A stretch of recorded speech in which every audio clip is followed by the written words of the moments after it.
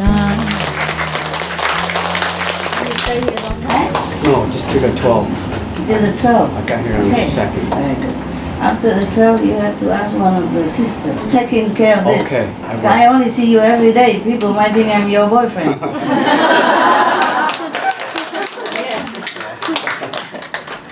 Okay.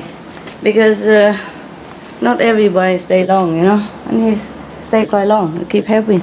I appreciate your help. Yeah, you're a very good boy. Good boy. Good boy. It's just I'm fed up with so many gossips.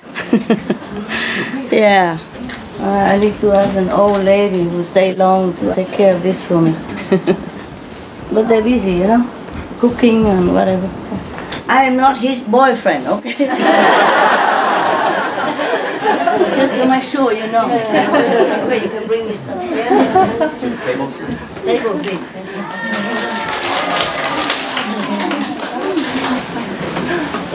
Okay?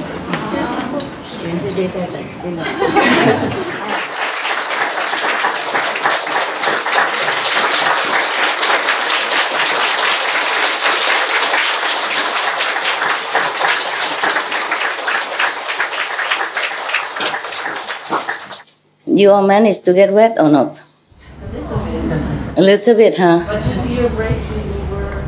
You were what? To your house. Yeah, you went to my house and the gallery and I asked my assistant if not enough space, then just span some canvas. And you sit inside, you know, in the middle, so you won't get wet. And I said, maybe 10 people can go to my hut. So I room all the blankets and everything, and you can sit there if you want, you know. But she say, okay, we managed, so you didn't come, huh? Or you didn't like my hut?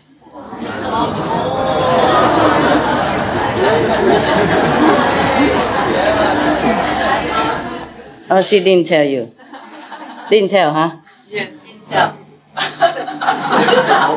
Otherwise, everyone wants to come. Yeah, if everyone wants to come, then it's pointless, because you get wet. It's only about 3 meters under the roof, you know, under cover. In my hut, you can sit maybe 2 people. Yeah, maybe 2 people lie under the bed and 2 people sit in front of the bed. That is maximum capacity. Because on top of the bed, there's so many things already, you know. I moved things from my house there so that the house will be free. And under the bed is where I sleep. So I move all the bed and things, and then 2 people can sleep there. I mean, lie down meditation. Yeah? You think if you lie down under my bed, you can meditate well, right? You're wrong. When I lie down there, I sleep. So the sleeping energy might affect you. Okay, I read you one more story of some of the scary stuff. No, not really that scary. Just to remind you of the karma, the karmic retribution that we cannot always avoid. And then later I read you some nice story. Another sutra. Yeah.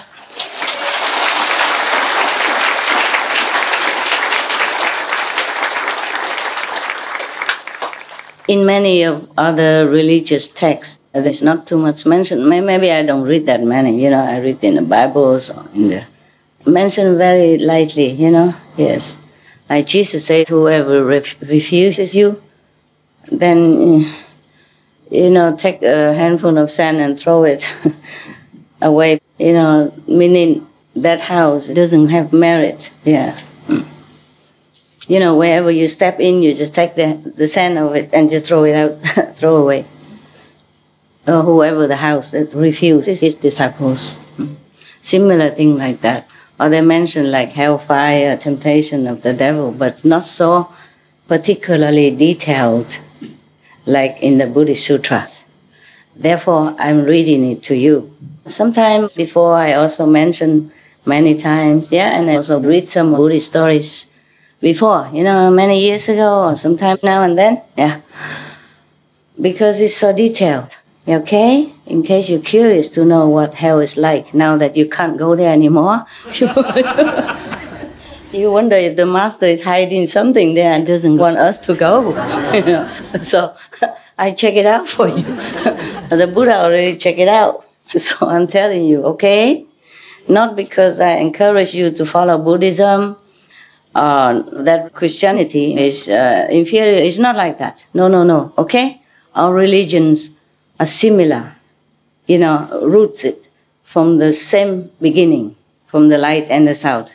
And later I will read some of that, and then the Buddha mentioned the sound. He said, the sound hearers of such and such levels, etc. I read it to you later. And many other sutras, Buddha always mentioned about the sound.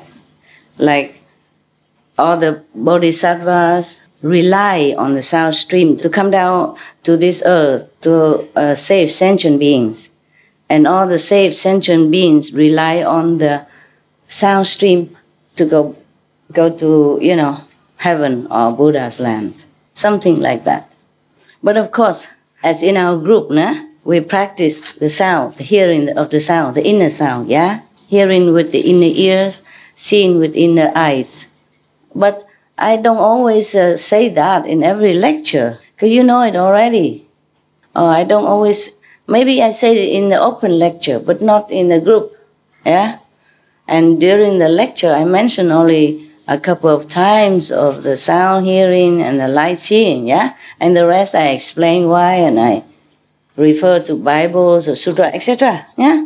Therefore, it's the same with the Buddha. He doesn't always mention the sound and light and stuff like that. But we see the Buddha has light all the time, and he mentions sound hearing sometimes, yeah? Okay, a lot is mentioned in Lotus Sutra about the sound, many times, more than in other sutras. But it's likewise, we don't always mention it, here even, yeah? Because you knew it already, yeah. Okay, now you see, huh? Okay, this one is about the fish who has 100 heads. Okay. Ooh. Takes a lot of thinking. Let's see why the fish has so many heads. We should really thank the past masters, monks and nuns and scholars who have taken time to record the Buddha's teaching after the master's nirvana. And also for the past and present persons, lay or monks or nuns who have really dedicated themselves, sacrificed their time and precious health or under any difficult situation to translate this so that I can read it to you. And we have to thank them. And may they be blessed forever by all the Buddhas, past, present, and future.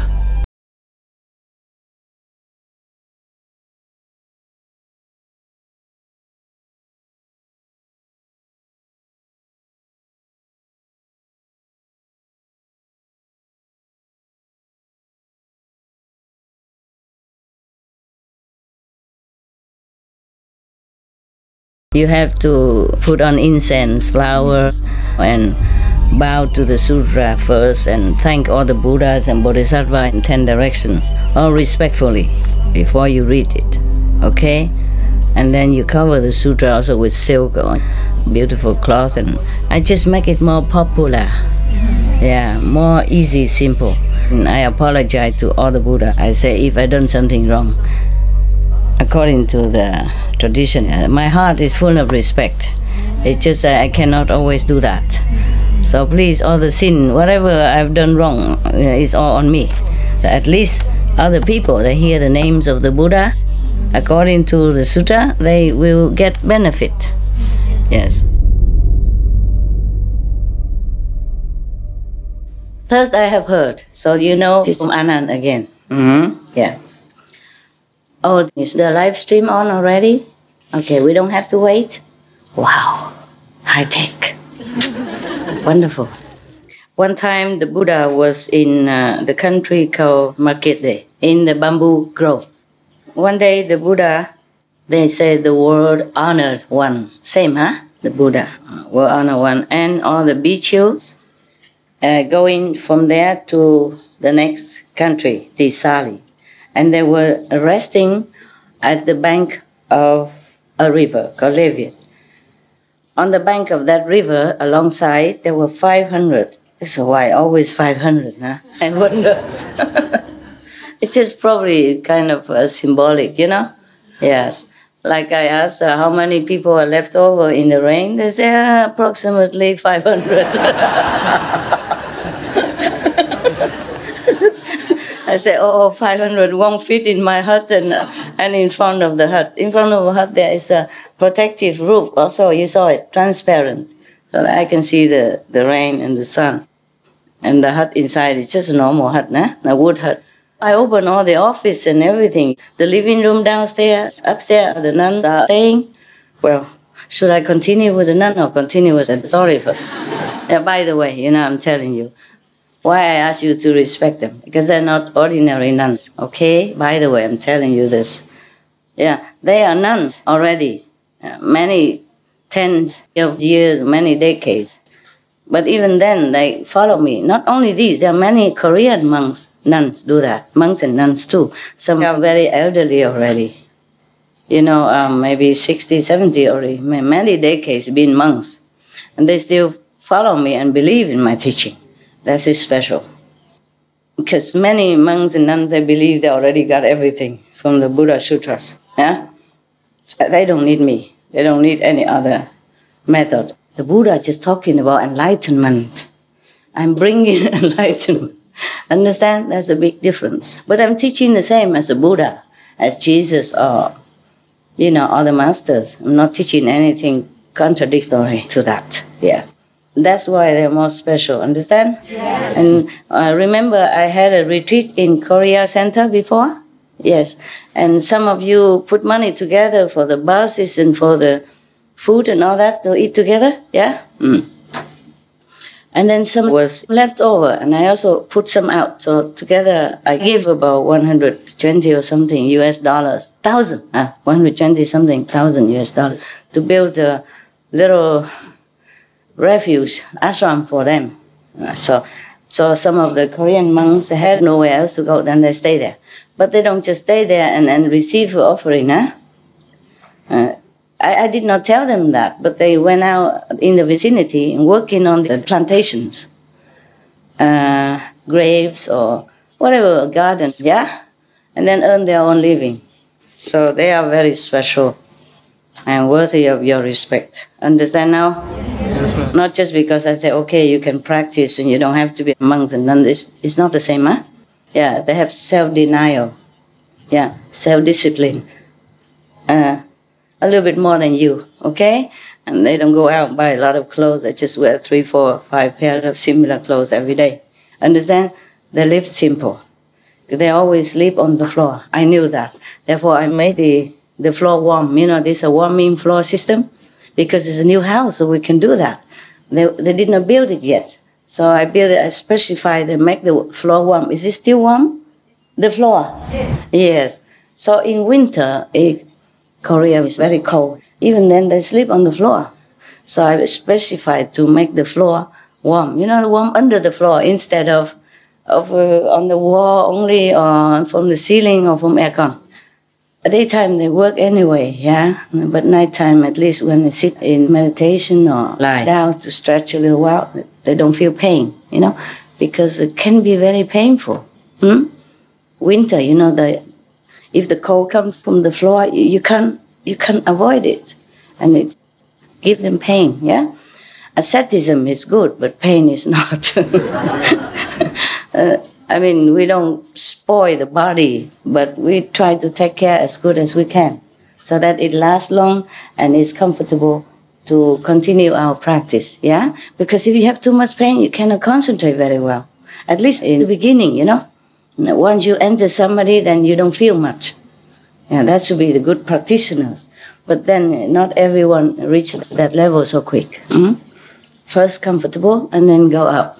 Okay? Yeah. So I want you to have respect for them. Don't push, don't take their place, and don't try to, you know, kind of, because you want to see master and don't care who's who, you know, get out of my way.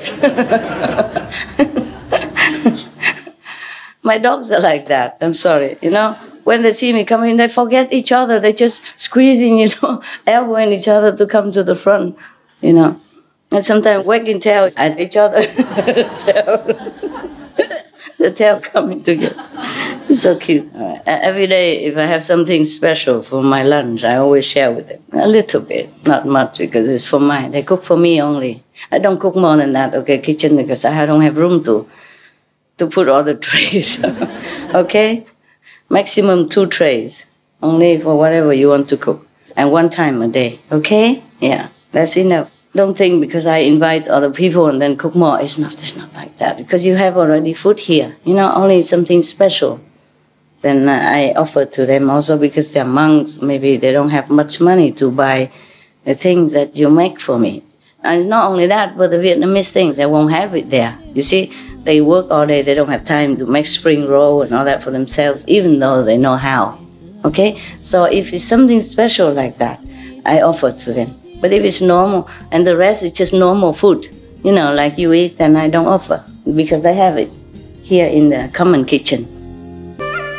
So, on the bank of the river, where the Buddha and the Sangha rested, on the way walking to the neighboring country, no wonder my eyes feel funny.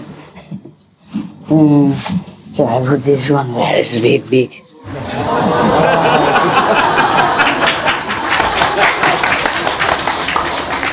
Made in Japan. For book reading. Yeah. Okay. Good. Then I don't have my hands free to express my feelings. Okay. No, I don't need to express it. It's probably more convenient. There are some optic glasses. They just, you know, hang on the neck. And whenever you want, just clasp together, you know. I should go and ask for that, but I don't have a time yet. I don't feel like going anywhere if I don't have to. I mean, they're not urgent, and I just don't go. 500 cowboys. The boys will take care of the cows. They call it cowboys, no? Yes. I don't mean Texas. Buddha was not in Texas. At that time, not yet. 500 cowboys and 500 fishermen. Yeah. These fishermen, they have 3 kinds of nets. Nah?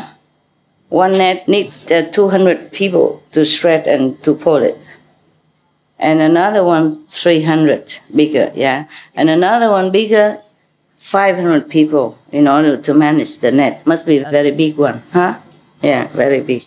The Buddha and the bhikkhus, many bhikkhus, he has a lot of bhikkhus, the monks, sitting also not too far from them. And at one time, suddenly they saw that certain 500 fishermen there could not be able to pour the net back up onto the shore.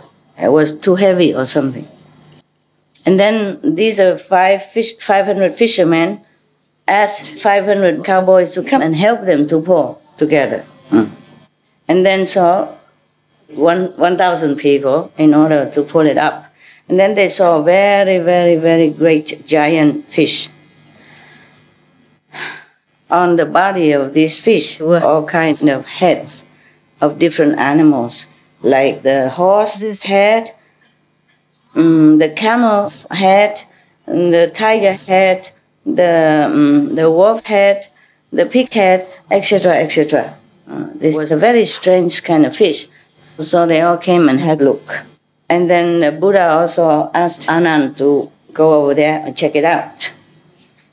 And then Anand went over there and saw that. He saw 100 kinds of different animals' heads on this body of the fish. And then he came back to the Buddha and told the Buddha this. And then, of course, he will ask. Nah? Anand asked a lot of questions. It's always him who asks. I wonder why nobody else knew how to ask. Yeah, up to now, huh? Up to now, many stories. Most of the stories, always Anand asked the Buddha, why is that, why is that? Well, he was clever, no, even though he wasn't enlightened, but because he was probably busy or being the Buddha's, attendant, he thought he didn't need, yeah? Maybe like that. Possible, it affects. But then later he meditated just for a while alone in the woods after the Buddha's nirvana. He got enlightenment complete right away. So he had it already in him. Just took some time. Yeah? Maybe you all had it and it takes some time. Maybe after I die, then you all go sit in a corner there and then get enlightenment completely. I don't know. All right. And then the Buddha also went there and had a look. And when he went there, he asked the fish, "Are you Katile? Is your name Katile?" And then the fish said, "Yes, sir."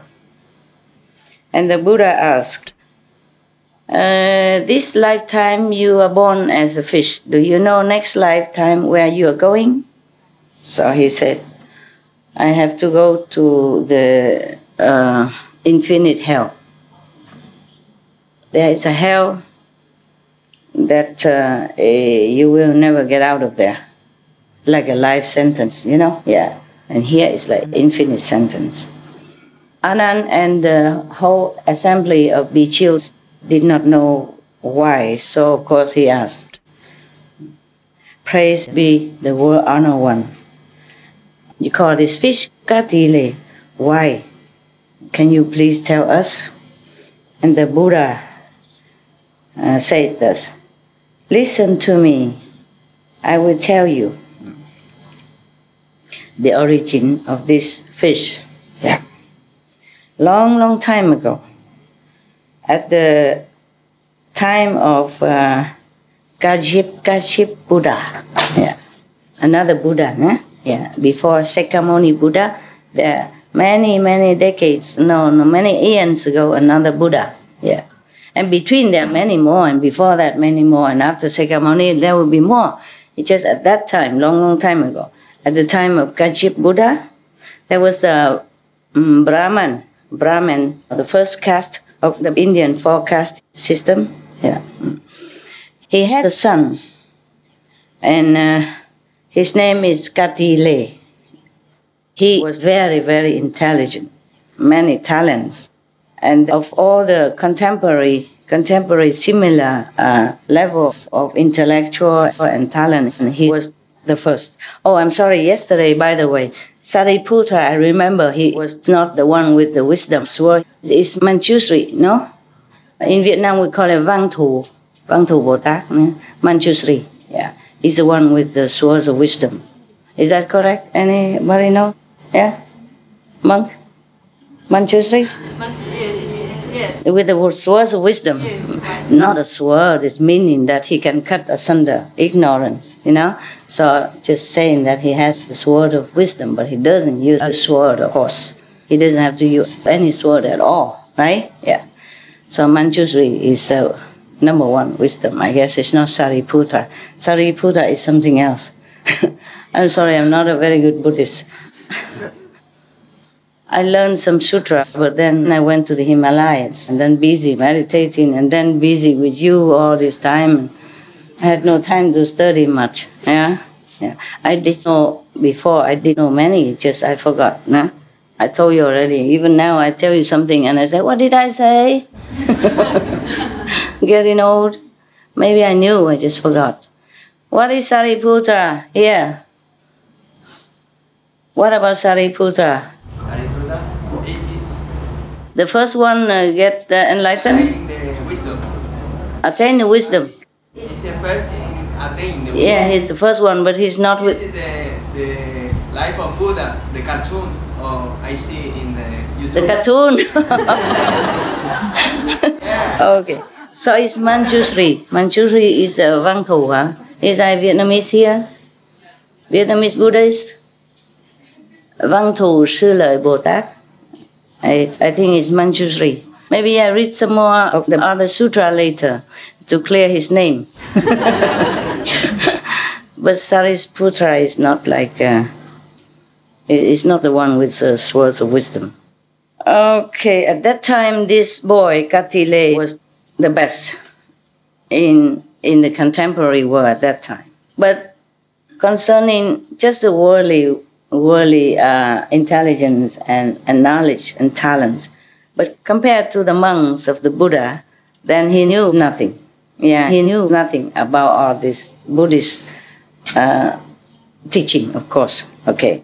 When his father died, he said to him, my son, you should remember, don't ever try to go and make a discussion or debate with the monks of the Buddha, because these great beings, they have deep and wide wisdom. You can never compare. So don't dare even go near. All right. Okay. So after his father died, he was still in school, continued to study. And in the whole country, he was praised as he had eloquence, #1 in the whole country.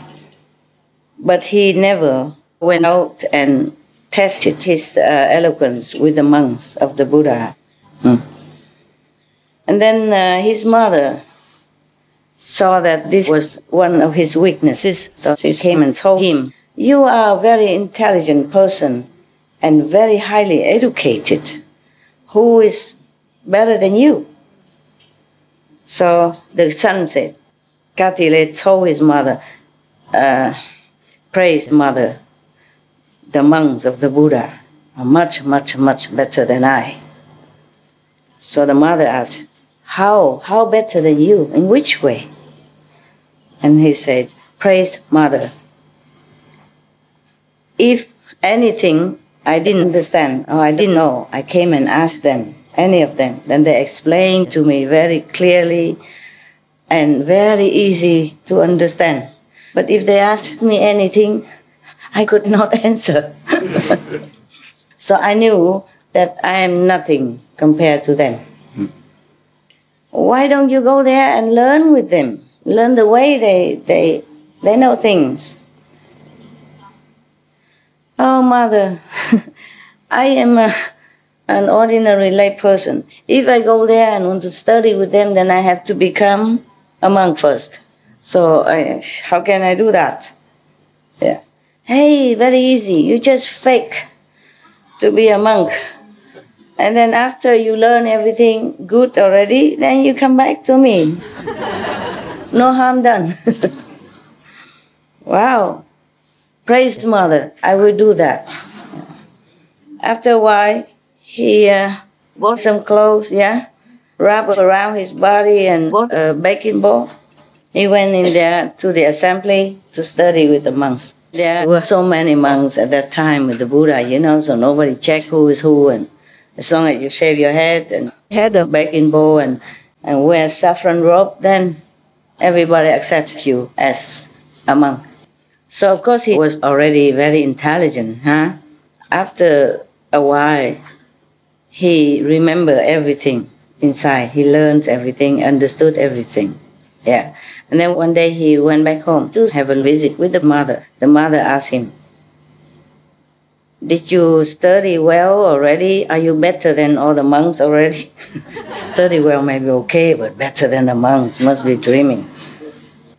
So they say, praised mother, beloved mother, concerning the education, I am the same as them. Meaning he's learned everything from them already, so he thinks it's the same. But in the meditation, I am very, very low. Why? How do you know that you're low on meditation? Beloved mother, because meditation is very difficult. And it's not just sitting, but inside, must know the inside, have vision. And it's very mysterious and very deep. I try a lot, but I cannot do like them. I want to understand the meditation inside. I cannot go inside. I cannot penetrate the essence of meditation. It's not just sitting. Probably he didn't learn the initiation. You see, he just came in, but he didn't know that he has to go through initiation, not just being a monk. Yeah? No, he didn't know that. Yeah. And of course, if you meditate or you initiate it, you don't ask the sister nearby, are you initiated? How do you initiate? And even then, the sister won't tell you. This has to be with the Buddha or the appointed monks, in order to be initiated. Therefore, if we talk about this meditation or visions and whatever, inside, I'm always lost. I never won any discussion on this topic. Okay, the mother said, from now on, whenever you discuss anything with the monks and you have lost and they have won, then you just scream loudly. You just slander them, you just call them, you just, degrade them. Yeah, just to cover up, yeah. Okay, so the son asked the mother, Mother, but all the monks, they are practicing compassion and mercy. They haven't done any sinful things. Why do you tell me to scold them, degrade them, and yell and, humiliate them? Why? So the mother said, if you're louder and you scream and you yell at them and you degrade them, then you win. And they won't know what to say. They wouldn't know how to answer that. They wouldn't yell at you, they wouldn't degrade you back. That means you win. Oh, God. What a treasure of ignorance. Yeah, by the way, I forgot to tell you. When you wash your hands, you wash oil into the bucket, right? And then use it for the toilet, right? Or not? Yes. You save water, right? Yes. Okay. Another thing, whoever has the water and electricity ability should buy those filters, put it on the tap. And then whenever you open, you turn it to the filter side, turn this side and you can wash as normal. Turn to the filter side, then you have filter water. You can drink straight, direct, because it's very clean. That's why I drink every day. I don't cook water. Unless I don't have any filter, I don't cook. Or if I don't have a filter, then I use a cloth or something to filter, okay? So here is, of course, it's not as good as if you use a cloth, because we don't have to buy one more extra, but it's okay. One filter like that attached to the tap, you can use for 3 months, regardless of how much water you use. You just use it and drink anytime you want. Just go in the bathroom, turn on the tap, push it to the filter side, and drink. I do that all the time, okay? The more simple, the better, that's all. Not because I'm lazy. I have a kettle, stand still and all that. I do it only now and then. When I need to drink something hot to cleanse the throat, or when I have customers, I have friends, then I cook tea for them or something like that. Then I use the kettle. So Katile listened to his mother. Oh God, what a mother is for. And then whenever he discussed, or debated with the monks, and then when he lost, of course, on this topic, then he screamed and scolded them and degraded them. You are a stupid person. You are just animals. You know nothing. And then he called them you just like a dog's head, a pig's head, or this animal's head or that animal's head, meaning stupid, no brain, little brain, something like that, yeah? So every time he was very, very fiercely scolding the monks like that. In this phase of the story, the Buddha reminded everyone that, Anand, you should know that Katile, because of his wickedness inside his heart, and has been yelling and defaming the monks at that time. Therefore, he has become the fish with 100 different animals' head on his body. And then Anand asked the Buddha, praised the world honor one, Katile, when will he be able to liberate himself, to be liberated from this fishy, 100-head fish? So the Buddha said, Anand, you should know, even if I use my Buddha wisdom eye to check, it's a long, long, long time still. Yeah. Maybe in the gentle era when the Buddha comes out, when 1,000 Buddhas already passed away, meaning after him, and then 1,000 Buddhas also come out to the world and then pass away already? Still not yet. Still this Attile will not be liberated from this kind of incarnation as a fish with 100 heads. After I and all the bhikkhu heard that, I means Anand, all of us, had goosebumps and trembled with fear. Yeah.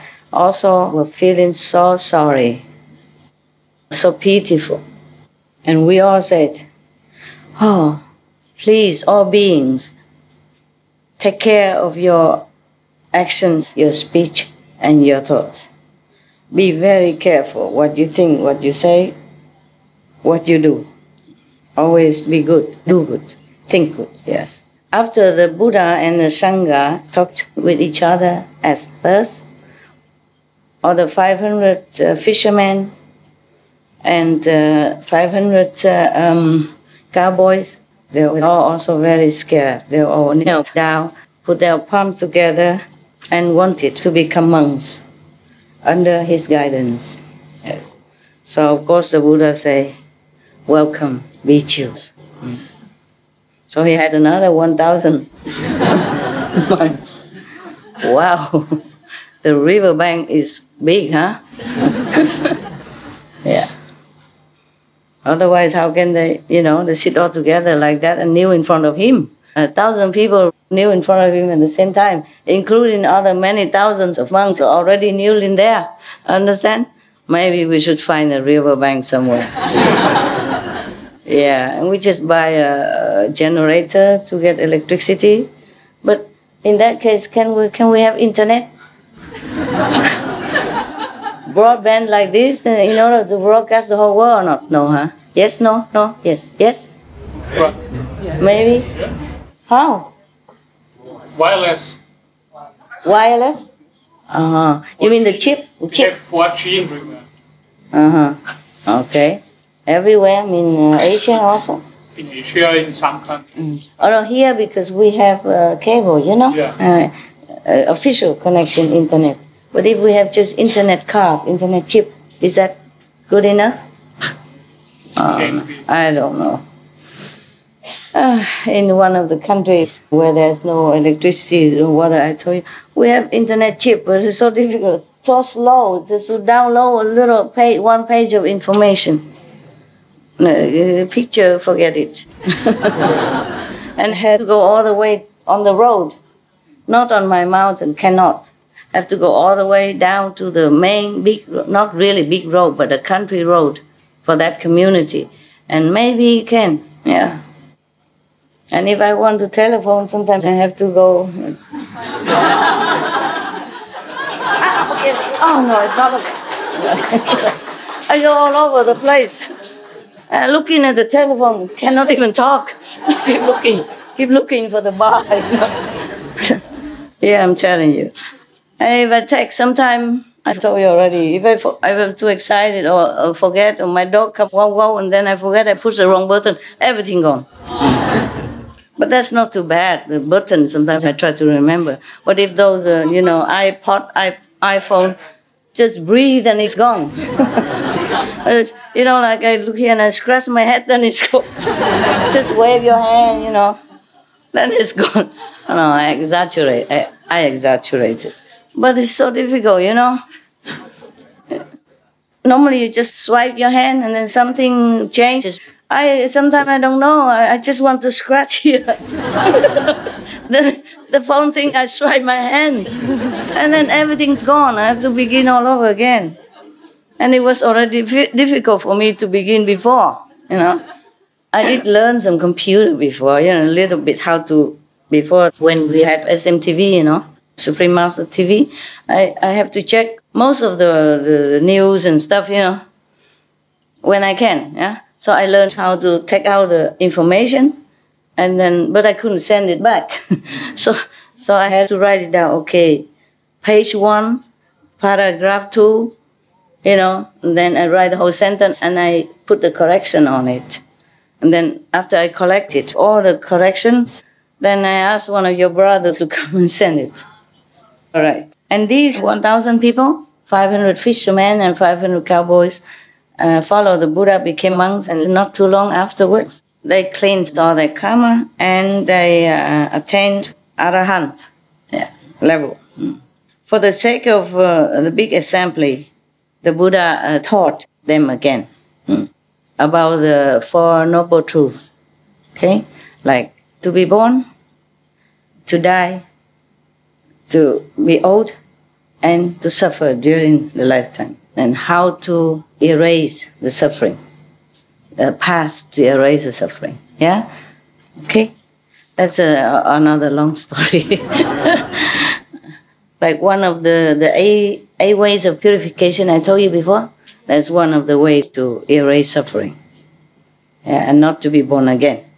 Or to be born, but be in a very, very high position, prosperous, happy, etc. Because if you keep the precepts, then the precepts will avoid you making bad karma in the future. Yeah. For example, if you keep the precept of not harming others, not killing, then life after life, it depends on how many lives or how clean you keep the precept. You will not get sick. Okay, you might die, of course, one day, but during the lifetime you won't get sick. Or if you keep the precept of non-stealing, then nobody, no robber will ever touch your house. For example, like that. Okay? Yeah. Every precept has a consequence. Yeah, a good karma to bring with. Yeah. Okay, yeah. Anybody wants to hear some more stories? Yes, everybody. How many? Raise hands.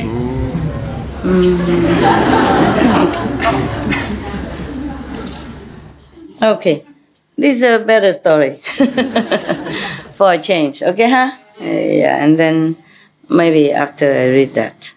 Thus I have heard. It's a story from Anand computer again. Yeah.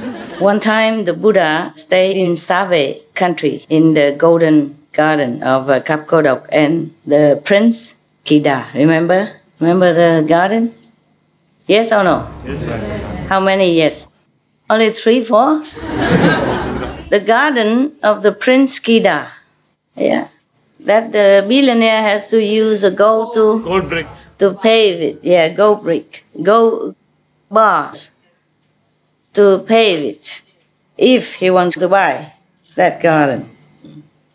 Why bother? You know, in Africa, 5 million square meters, only 500,000 euros. Yeah.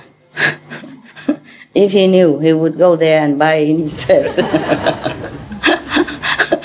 Instead of taking all the gold reserves from your bank and pave that garden, he would go to Africa or some other country that's cheaper, you know, Siberia, whatever, yeah? It's cheaper, right? Yes. Yeah. In some of the countries, they give you land for free. Yeah, so that you go develop their land. I know one of it. Not Venezuela, somewhere nearby. Not Honduras. I forgot. I was there before. I forgot. Belize? Huh? Belize? Belize, for example. They give you land for free. Yeah. But over there, they don't have soy sauce. They don't have... Very little things, you know. They sell small in a small little hut. Even Chinese shop, I asked, do you have any tofu? So I said, what do you cook around here? He said, we cook whatever the land offers. If they want to buy tofu, sometimes they have to go across to go to Mexico. Or America, you know. Okay, maybe you go to Belize, huh? Ask the government to give us some free land. Then we'll bring tofu, soya sauce, we'll bring everything inside, everybody can enjoy together. All right. I don't know, it's not like you just have land, you must also have some affinity with it, yeah? And any land has to offer us some freedom, you know, to freedom of speech, to gather without hindrance. Otherwise, it's not about land, huh? Okay, this time we are going to heaven, not on earth anymore. Okay, this chapter is about a heaven called Tịnh, Thiên. Maybe I think very peaceful, peaceful heaven. Yeah. If it is according to this word, means peaceful heaven. Yeah. Thus I have heard, at one time the Buddha in the same country, Save, in the golden garden of the Prince Gita. At that time, one day about evening, suddenly there was a beam of light from the heaven shining down onto the whole garden. And inside this great shining light, there was one being, very big, very handsome, very strong. And his body emitted like a diamond kind of aura. And he flew down inside where the Buddha resided. He was down in front of Buddha, and then he walked around the Buddha 3 times, and then went back in front of Buddha, there, in front of the Buddha, and said, "Praised be the Buddha. I am from the heaven of peace. I have heard that you came down to the planet Earth to save beings and bring them blessings, also from heaven. I thought it is very rare that the Buddha appears first, so I'm here with the utmost respect and sincerity. Please accept my offering tomorrow, that I can offer, water and a vegan diet." Water for bath, yeah. In India, many thousand monks. That's why the Buddha, one of the precepts for the monks is you don't take a bath more than once every half a month, twice a month. Yeah. Just to save the water, Just like here, you can't bathe every day, huh? Yeah, when you need, really, but not everybody come and shower every day, my God. So we use a dry cleaning system, remember? Yeah, I do the same, huh? I do the same. But even if I take a shower, I use a bucket, a kind of low bucket and round, standing there so that all the water runs inside there. And I use it to flush the toilet. And I wash my hands also inside. And then I use it, yeah. So no problem. He pleaded with the Buddha and the Sangha to accept his offering of water for bath, shower, as well as vegan food. Yeah. So the Buddha praised him that he had such a sincerity, wanting to do meritorious deeds. So he accepted. The Buddha accepted. So this being flew back to his house. No, his home in heaven. And he brought all the beautiful food and drinks from heaven down to earth. Yeah. And then he brought a lot of facilities or anything that facilitates the shower and the bath. Yeah, he brought it all down. And then the water, he brought all the clothes, bathrobes, house, everything. Yeah, from heaven down. And then he even manifested many bathhouses, many shower houses, many rooms. And then he made the water already mixed well, not cold, not hot, just fine. With the thermometer, check it out. How many degrees is good, yeah. And then also, these things even brought these grasses to brush your body. They use it kind of brush, different. Maybe they say grass to brush, but probably special grass, just like we use the brush nowadays. And then he even brought down oil, like body cream, first class, from heaven's supermarket, everything down. Okay. And then after he arranged everything, he came and invited the Buddha to take a shower. Of course, the Sangha also, Yeah, maybe. And then after that, the Buddha came back to his own room. And then he came to the Buddha and said, "Praise be the world honored one. The vegan meal is all ready. Please come and enjoy." So after the Buddha and all the Sangha finished their bath, put back their clothes and everything. They went out and enjoyed the vegan meal. And then they went back. After that, Toi means Anand, means I mean Anand, came in front of the Buddha and asked again, how come no other Sangha ever asked him? Always Anand asked. I guess other people don't dare, so they put down a notice, Anand, go ask Buddha.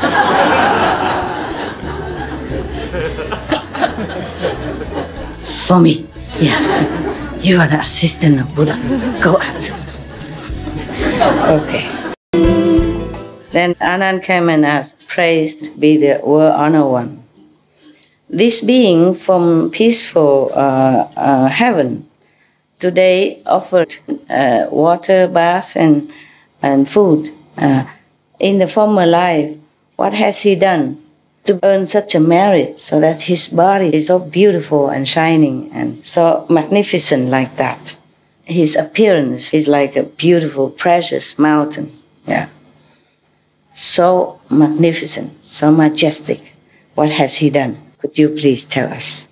So Buddha said, Anand, listen, I will tell you. This being, a long time ago, at the time of the Buddha Tibati, he was a very poor person on the planet, probably this planet. Mostly, he was going out to do any labor work to earn his living.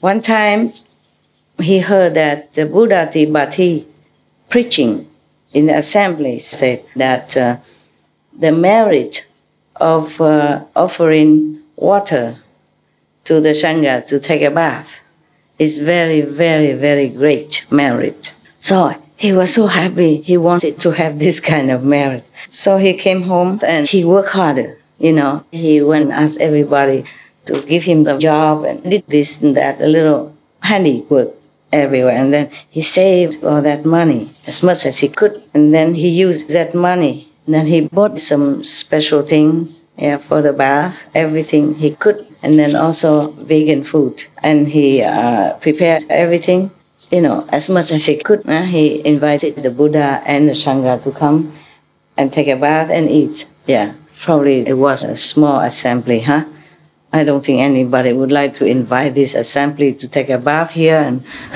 a vegan diet. You would like that, huh? I'm sorry, this is Indian, okay? Yeah. So after that, because of this merit, he was reborn after he died in this peaceful heaven. You should know, I told you already, but I tell you again, there are many different heavens, right? You know, right? Yes. Yeah. Even the astral level has 120 plus different kinds of heavens, different names. Okay? Anand, you should know, this being is not only today that he has invited me and the Sangha to take a bath and offered food to us. Even in the time of Buddha Tiki, he also went down to the earth and offered offerings to that Buddha also. Means from the heaven, peaceful heaven, he also came down another time and offered bath and food to another Buddha before him. Yeah. And then, even to the time of the Buddha Kashyapa, he also came down to do the same like today. He already offered similar to 7 Buddhas in 7 lifetimes, different Buddhas in different lifetimes. And then in the future, he will continue to make offerings to 1,000 Buddhas in the golden era, just like today.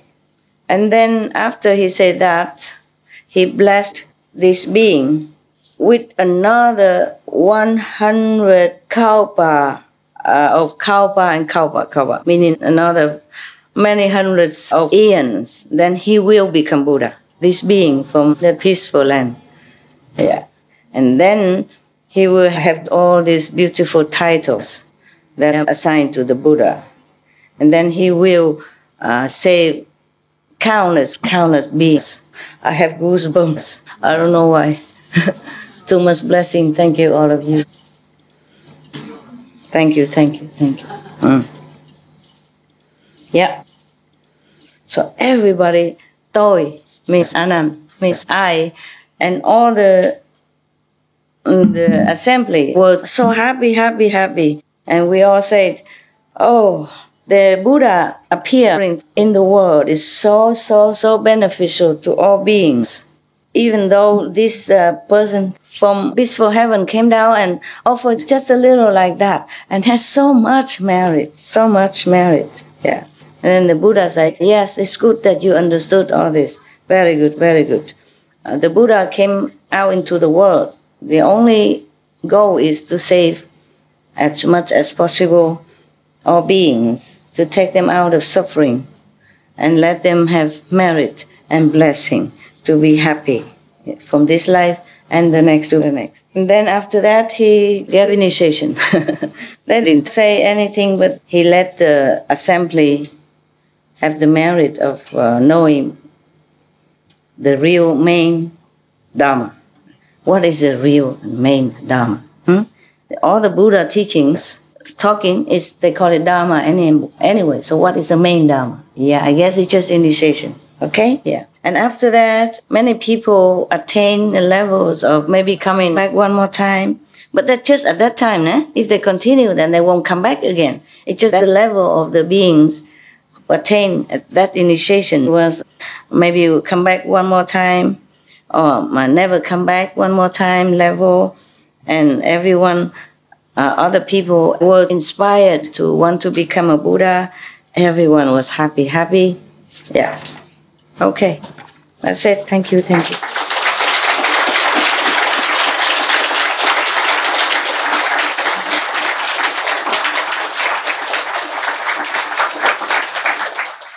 All right. This I promise you I'll read something, but this is a very long one. We do it one at a time, huh? Oh my God, I don't know if we can. I'm thinking. I have a couple more sutras printed out now from the internet. Thanks God we have it. Because I have some but at home, not here. I mean, in the other home. I can't just take everything with me. I didn't know I would stay this long. I didn't think about it. All right. So now, this sutra is a very, very good one. Actually, very, very good. It explains many things in this world. There is a bodhisattva. Wow, there are so many names of hells even that you don't know of. And the bodhisattva in this sutra explains all kinds of hells and their names. I guess if other people who don't practice Kuan method, maybe they heard of some of these, also very beneficial, so that they know they really exist. Because the Buddha doesn't tell lies. What for? Right? Okay. This bodhisattva, his name is Earth Store Bodhisattva. And why he has become Earth Store Bodhisattva and such and such and such. It's very, very great. This bodhisattva is a very great person. He comes up and down in this world and in hell to save whoever he can, whoever believes in him. But then beings, after hearing what he said and then change their way of life, then later fall back into the old habit again. So giving him a very difficult job. But life after life, he does this. Okay. Wow. Okay, I just read a little bit, okay, huh? And then if we have time, we'll continue. If we don't have time, then another day, another year, another lifetime. You understand now why in the old time people wanted to become a monk under Buddha's guidance. Because they had to go there and hear the Buddha day after day and write it down like in college, and keep it in order to understand or to know all that. And then when they go out in the 10 directions, they can preach to other beings who have not been able to see the Buddha. Yeah. Yeah, even just one sutra like this, you have to stay another 2 months. Or 1 month, yeah? Yeah. So imagine, yeah, that's why. Yeah, okay? And the Buddha has many sutras. He lived very long. He became enlightened at about 28, 30 years old. And he lived until 80 something, 50 plus long years. And then he preached all the time, most of the time. And Anand knew it all. And whatever he didn't remember or he was not there, then someone else noted. And so after the Buddha Nirvana, they assembled together and recorded all of this for us. And this is just one of many, many, many. Yes, very interesting, the life of the Buddha. Yeah, wherever the Buddha goes, yeah, but you must understand, I have to tell you something. Like yesterday, we talked about the Bodhisattva Maogailaya. Yeah? Yeah.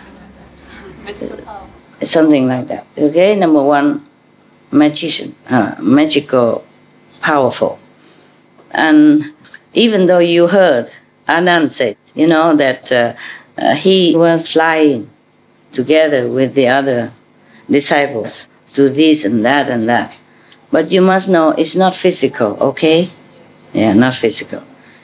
Maybe he just appeared to this old man, monk, to try to teach him things. So in the spirit, in the meditation time, he took this old monk to go visit different hells. Because the hell that they visited, it cannot be manifested on top of the beach. You know, any beach like that, understand? Okay? If they both, you know, flew like that away and then flew back and slowly descended to the earth in front of, you know, the Buddha's ashram, then at least one or two people would have seen it. Understand? And then they would tell all the young monks, and then they would have to be so arrogant with him since that day. But they still didn't know. Nobody knew, see, until later the Buddha told them. So inside, just like sometimes you say you see me flying through your window or fly to your house and, you know, comfort you or help you in time of need or just come to visit you. I'm not flying anywhere, okay? Don't ask me to do the show. It's not the physical body. You got it, yeah? Yes. You know by now. Many people saw me inside their house, flying and all kinds of things, or take them flying to the other heaven and all that. I'm going nowhere. I have gone nowhere. That's why one of the Buddha's titles is not going, not coming. Yeah? Like that. So do not expect that one of my so-called great disciples holds your clothes and takes you up on top of the coconut tree outside or something. Understand? Yes. Yeah. All these have to be seen through the wisdom eye. And if you practice hard enough, if you have good affinity, then you will see it like the Hong Kong sister, yeah? Or the Vietnamese American sister there, okay? Or many others, yeah, okay? The thing is, probably more of these are recorded at Buddha's time because they don't have anything to record. So Anand remembers everything and then they wrote it all down. But I give you each one a diary book. You write down all those your stories, okay? We don't always have time to assemble and everybody tells their miracle stories to me or to everyone. Mostly when you say, it's okay, be short. Just make sure, be short, symbolic. I don't even let you tell all the stories that happened to you yet even. Understand, during your meditation or without meditation even. Inside miracle, outside miracle. Tons. You know, we can bring also many sutras. And then the later generations find it and read it to their children, just like today. Possible, yeah. You can write all your stories. I cannot always hear you, but if you write a book and then you leave it here and I come back and sometime I will read it. Another thing is, maybe possible that at the time of the Buddha, the beings that he rescued had a greater affinity with him or had a higher consciousness. Indian people, even whoever is born in India, have a spiritual background. Easier to accept the Buddha's teaching and easier to assimilate and easy to practice. Okay? I don't say all are like that. But at that time, even more than now, at that time, life was more simple. Yeah? Almost 3,000 years already. or even more. Life was more simple. People's minds were more purified. Yeah? So it was easier for them to have more experience. They can see things like this. Okay? So everything that seems like miraculous phenomena in here is all seen by the wisdom eyes. Understand? Yes. All right, good. Just like one sister says she saw a heaven gate here and some beings come down, from heaven and bodhisattvas come around, all that. She saw it, but many of you don't see. And if she tells you, then Anand will write it down. And then tell you later. Yeah. All right. This is a story of the Buddha. First I have heard, again, from Anand. Thank you that he has remembered all this for us. And thank all the Sangha who collected them and wrote it all down. At that time, even how difficult it was for them. At one time, the Buddha was in the Trayastrimsha heaven, speaking Dhamma for his mother. His mother already passed away after his birth, remember? And she went to Sita heaven. Oh no, she went to this Trayastrimsha heaven. This is one of the heavens in the third world, okay? I told you every level has many, many heavens and different names. Yeah. You see that? Heaven is not all there is. You see, that's why heaven beings, they always come down and make offerings to the Buddha. And because of the offerings, he continued to be able to live up there. Many heaven beings cannot live there long. Maybe 2, 3, 5, 4,000, 100 years, but then have to be reborn again. But this one keeps continuing to offer to 7 Buddhas already. It means how many kalpas passed. And then another 1,000 Buddhas in the future. That means he will live long in heaven due to his merit of offering to the Buddhas. Yes. That was just symbolic only. Yeah? He cannot always manifest himself to go down and make offerings to the Buddha like that. But it's also because of his past merit. You see what I mean? He offered to the Buddha in the past one time. So that became like his karma, his tradition.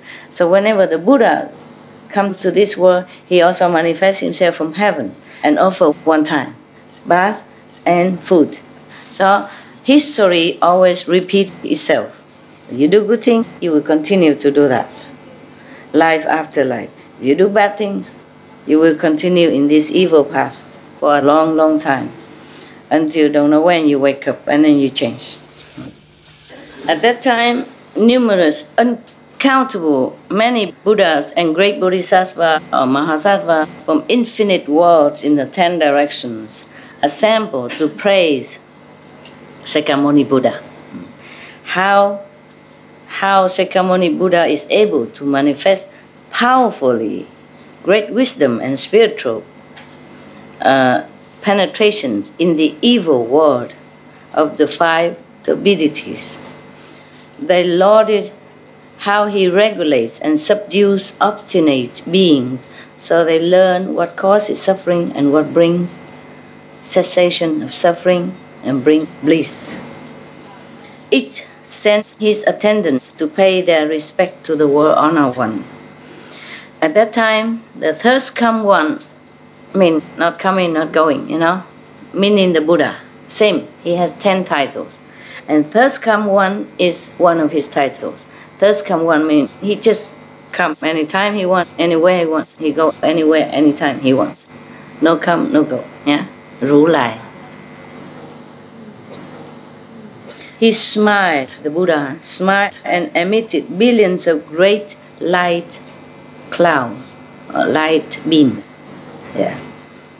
There was a light cloud of great fullness, a light cloud of great compassion, a light cloud of great wisdom, a light cloud of great prajna, a light cloud of great samadhi, a light cloud of great auspiciousness, a light cloud of great blessing, a light cloud of great merit, a light cloud of great refuge, and a light cloud of great praise. Yeah, each beam that he emits has special meaning and benefit to other beings, yeah? And this is also a thirst I have heard, meaning Anand wasn't there. He couldn't go to heaven. This means another person was up in there with the Buddha together, one of his disciples, and he came back and told the story. Just like one of your sister's brothers tells the story that he went to heaven with the master Qinghai and all that, but you guys don't know. You see what I mean? Okay. So you would say, thus I have heard. Yeah. The sister from Hong Kong says this. The brother from America says that. Okay? Because you have not seen. He has not seen, but he heard a story. He was always next to the Buddha, so he heard many stories. So he remembered and wrote it down. After emitting indescribably many light clouds, he also uttered many wonderful subtle sounds. There was the sound of Dana Paramita, the sound of Shila Paramita, the sound of Shanti Paramita, means peace, you know? The sound that brings peace. Just like the light cloud brings peace or happiness, things like that. The sound of Vijaya Paramita, I don't know all this, okay? Sorry. Like Shanti, for example, is peace. Yeah, every other thing, I have to check the dictionary. The sound of Dhyana Paramita, that means meditation, yeah. Samadhi. And the sound of Prasna Paramita. Prasna, I guess, is wisdom. There was the sound of compassion, the sound of joyous giving, the sound of liberation, the sound of no outflows, the sound of wisdom, the sound of great wisdom, the sound of lion's roar, the sound of great lion's roar, the sound of thunderclouds, and the sound of great thunderclouds. After he uttered indescribably many sounds, countless millions of gods, dragons, ghosts, and spirits from the Saha and other worlds. Saha means our world, okay? And other worlds also gathered in the palace of the Trayastrimsha heaven. They came from the heaven of the four kings, the Trayastrimsha heaven as well, the Suyama heaven, the Tushita heaven, the blissful transformation heaven, and the heaven of comfort gained through others' transformations. I told you, there are many heavens, and they have different names, okay? Yeah. They came from the heaven also of the multitudes of Brahma, the heaven of the ministers of Brahma, the heaven of the great Brahma Lord himself, the heaven of lesser light, the heaven of limitless light, the heaven of light sound, the heaven of lesser purity, the heaven of limitless purity, and the heaven of universal purity. They came also from the birth of blessings heaven, the love of blessings heaven, the abundant fruit heaven. Heavens have fruit. That's good for us, nah? In case you think you might be starving in heaven, nothing to eat. Remember the heaven being from peaceful heaven, he brought down food. Yeah, and all the delicacies from heaven to offer to the Buddha. So don't worry that you go starving in there, okay? Maybe you starve here, but not in heaven. Yeah, the no thought heaven, the no affliction heaven, the no heat heaven, the good views heaven, the good manifestation heaven, the ultimate form heaven, the Maheshvara heaven, and so forth, to the heaven of the station of neither thought nor non-thought.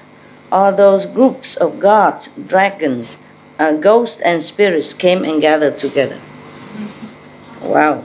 Even the heaven is very high of the thought nor non-thought. Means very peaceful there, yeah, no desire, nothing. And they still come down to worship the Buddha. Come down to that heaven, yeah, where his mother resides. His mother died after the birth and went straight to this heaven. And now he came up there to pay homage to her and preach the Dharma to her so that she can go higher. Moreover, sea spirits, river spirits, stream spirits, tree spirits, mountain spirits, earth spirits, brook and marsh spirits, sprout and seedling spirits. And you thought you were eating from your own hands, from your own planting. You have to always give thanks, okay? There are different fairies, spirits, and elements. They're helping with your plantation, yeah, with your trees, everything. Everything, we own everything to everything. It's not easy. It's not like we are alone. It's not like that. But of course you don't see them. They don't always manifest themselves for you to see, only when necessary. Oh, I forgot. You haven't eaten, right? Yes? Yes. Some yes, some no, right? It's okay? You won't die, promise? I also ate only once today. You also ate breakfast, right? Yes, Once. yes. Okay, we both won't die. I remember a few days ago you told me even, we won't eat. Because I told you about difficult if we go somewhere else and how do we arrange the food and everything immediately. You say, we won't eat. Just talking easy, huh? Even I asked you to eat once a day, only one person volunteered. I did not want to say you should. I just say, would you like to? You know? Because after reading the 8 ways of purification, one of them is to eat once a day only at noon. You know, afternoon you won't eat again. Only one say I do, but maybe she didn't understand what she's up to. She didn't really get what I said, you know what I mean? She just came from the airplane and still... Still jet lag, yeah, and then anything Master say, it's good, you know. If Master says so, it must be good. So, okay. I guess she changed her mind, 1,000 times already. Yeah. I didn't say you should, you know. I said according to that, wouldn't any of you want to, follow up? Nobody volunteered. Nada. Not even one hand came up. It's okay, please don't die, okay? Until the next meal. It will still be there waiting for you after we finish. Or you want me to finish now and come back later? You sure about that? Yeah. You're not cramped or anything?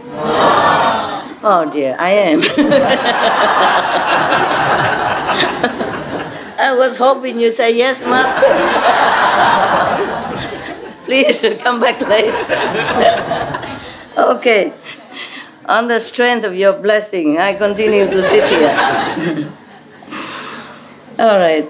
So you see, there are so many, even day spirits, night spirits, and space spirits, heaven spirits, food and drink spirits, grass and wood spirits, and other such spirits from the Saha, our world, and other worlds came and gathered together.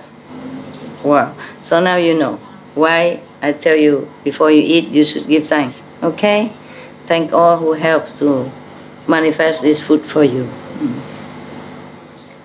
In addition, all the great ghost kings, wow, from the Saha and other worlds came and gathered together.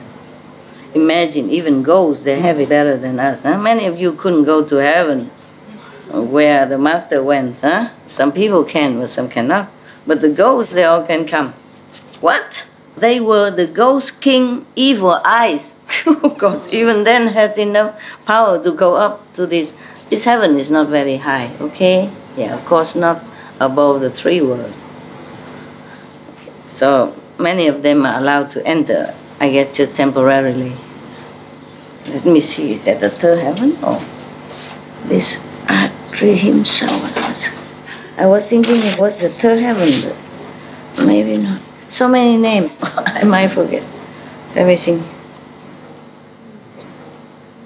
Sorry, just 2nd level. Border in the 3rd level. Now one of the heavens in the 2nd level. Even the ghost king blood drinker, oh God, the ghost king essence and energy eater. The ghost king fetus and egg eater, God. The ghost king spreader of sickness. The ghost king collector of poisons. The ghost king kind-hearted. Oh, thank God for a change. The ghost king blessings and benefits. There are 2 kinds, positive and negative. Even in the ghost kingdom, there are 2 kinds of ghosts. The ghost king great regard and respect, and others, etc., etc. Only the ghost kings can come, huh? Maybe the subordinate ghosts cannot come. Yes. I guess somebody has to govern these spirits and these ghosts, So maybe the king of the ghosts doesn't mean he's one of them. Yeah, probably he's just assigned to govern these ghost kingdoms, to take care that they don't do wrong things, they don't drink, eat people in the wrong area. You know, maybe not to touch the virtuous people. Yeah? Maybe like that. At that time, Shakyamuni Buddha said to the Dharma Prince, Bodhisattva Mahasattva Manjushri. Oh, here, Manjushri. Yeah. Have any of you heard this story about Stoa Bodhisattva already? Yes or no? No. Mongolian? No. The Tibet monks don't read this? Don't give you all this? No. Okay. They should have, you know. Should translate to other countries' language also, no? And Tibetan is Buddhist country, Buddhist race, so probably they should know, but maybe they don't read it. They don't give it to the lay people. When you ask, you probably have. When you ask, you might have it.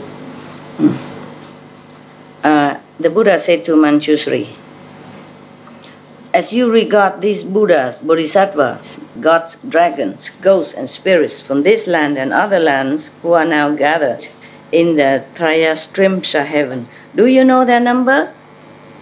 Manjushri is supposed to be very wise, yeah, and knowing a lot. So Manjushri said to the Buddha, World honored one, even if I were to measure and reckon with my spiritual powers for 1,000 aeons, I would not be able to know their number. Whew. So we give up. If Manjushri cannot for thousands of aeons, what about us? Forget it. Yeah. The Buddha told Manjushri, regarding them with my Buddha eye, I also cannot count them all. Oh, even the Buddha gave up. So okay, we are not so bad, you know. Even the Buddha cannot, the Manjushri cannot, then we don't feel that bad, do we? Do you feel bad? No. Good, good. It's a comfort to know that the Buddha cannot count, because too many that gather to any Buddha gathering, so many gods and ghosts and spirits all come to see him. Yeah. Because it's rarely that the Buddha appears anywhere, understand? If he's in Nirvana, nobody can see him, nobody can feel him. But if he appears already on the physical planet, then he can connect himself to all the other higher planets, higher level of spiritual. So then even heaven can see him. Yeah. But if he's not manifested, then not everyone can see him, even heaven beings. Yeah. That's why they all gather so quick, so great number, even the Buddha could not count. Those beings have been taken across, meaning have been liberated. Yes. Are being taken across, meaning being helped to liberate now, at this time. Or will be taken across. Those are spirits and ghosts probably have not been liberated yet, but will be. That's why Buddha say, already been done, or doing now, or will be done. Will be taken across, have been brought to accomplishment, are being brought to accomplishments, or will be brought to accomplishments by earth store Bodhisattva throughout many eons. All these beings have been helped, or will be helped by Bodhisattva, called earth store, Kristigava. I think it's Kristigava, right? I think so. If it's wrong, I will correct later. His name meaning earth store Bodhisattva, yeah?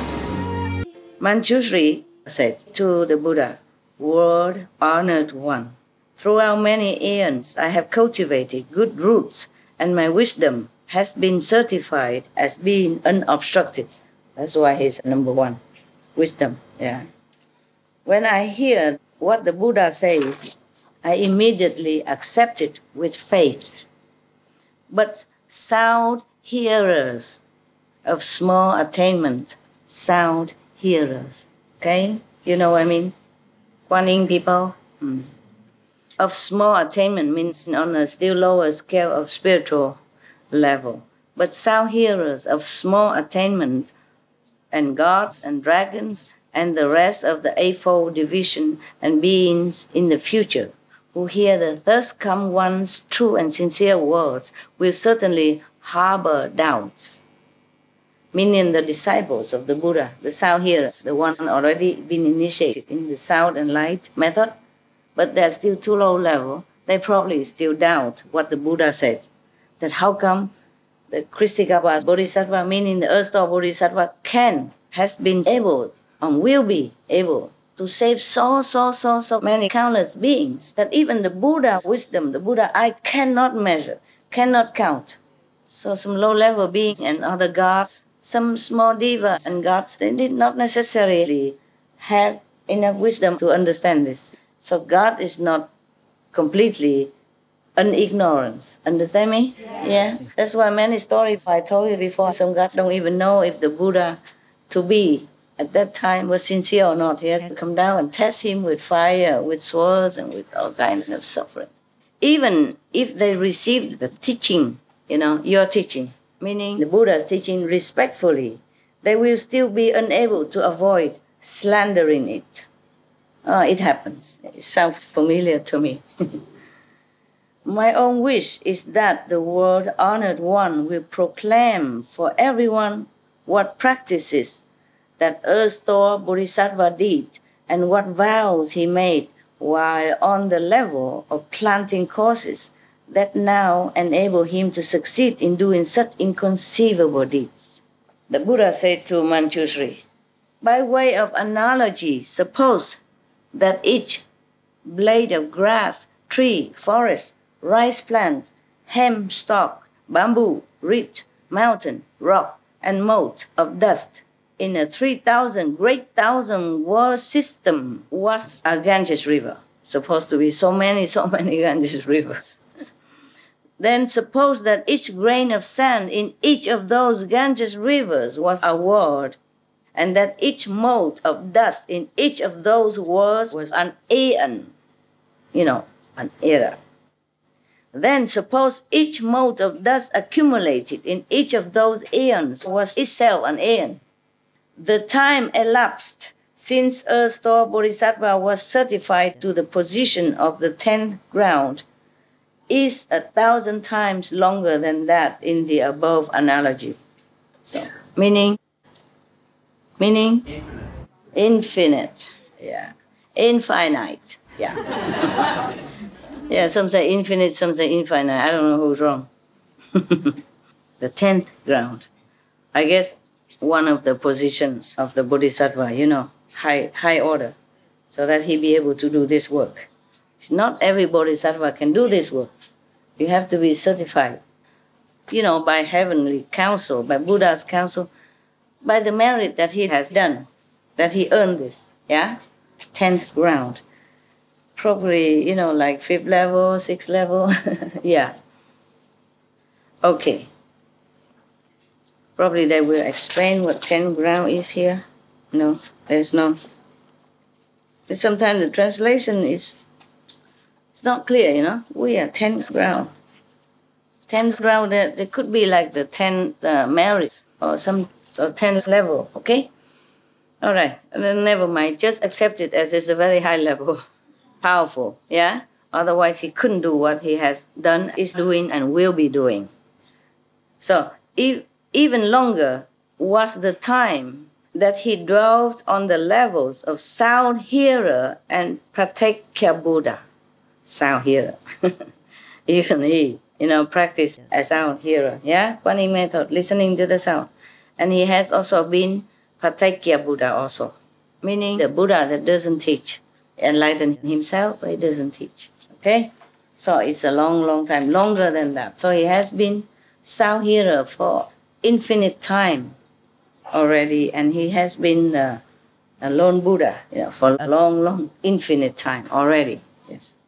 Manjushri, the awesome spiritual strength and vows of this Bodhisattva are inconceivable.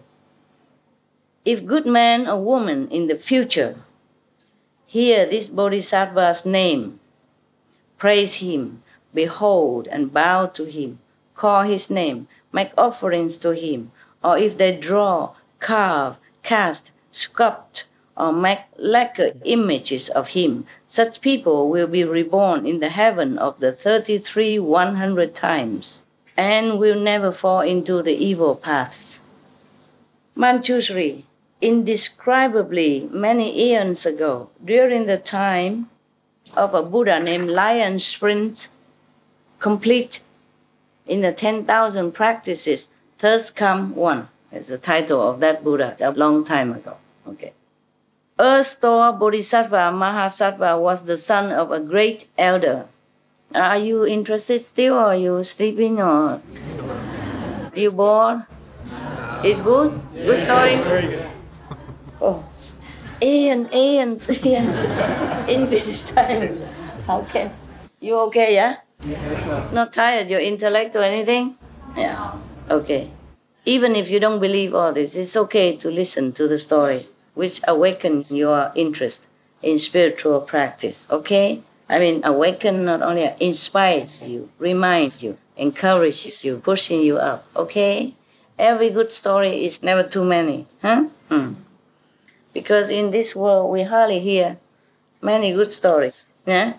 Many spiritually encouraging true stories, or not true stories. Even if the Buddha was to make up this story, he's an incredible author. He should be bestseller of our time, of all time, right? Yes, incredible that he told all these stories. I mean, it's in heaven, but somebody went down to earth and told Anand, and then Anand recorded it for us. It's incredible, the story that we should hear. It's only 2,000 something, 3,000 years ago. It's not like a long time ago, you know? It's not long. Imagine when we were born and now we're 60 already, so a couple of times that, and then it's 1,000 years. Yeah? And 3 times like that is 3,000 years. It's not long, okay? It's a true story, yeah. No one can imagine such story. Okay, with all the names and all this, okay? All right. The erstwhile Bodhisattva was the son of a great elder. That elder's son, upon observing the Buddha's hallmarks and the fine features and how the 1,000 blessings adorn him, asked that Buddha what practices and vows led to his gaining such an appearance.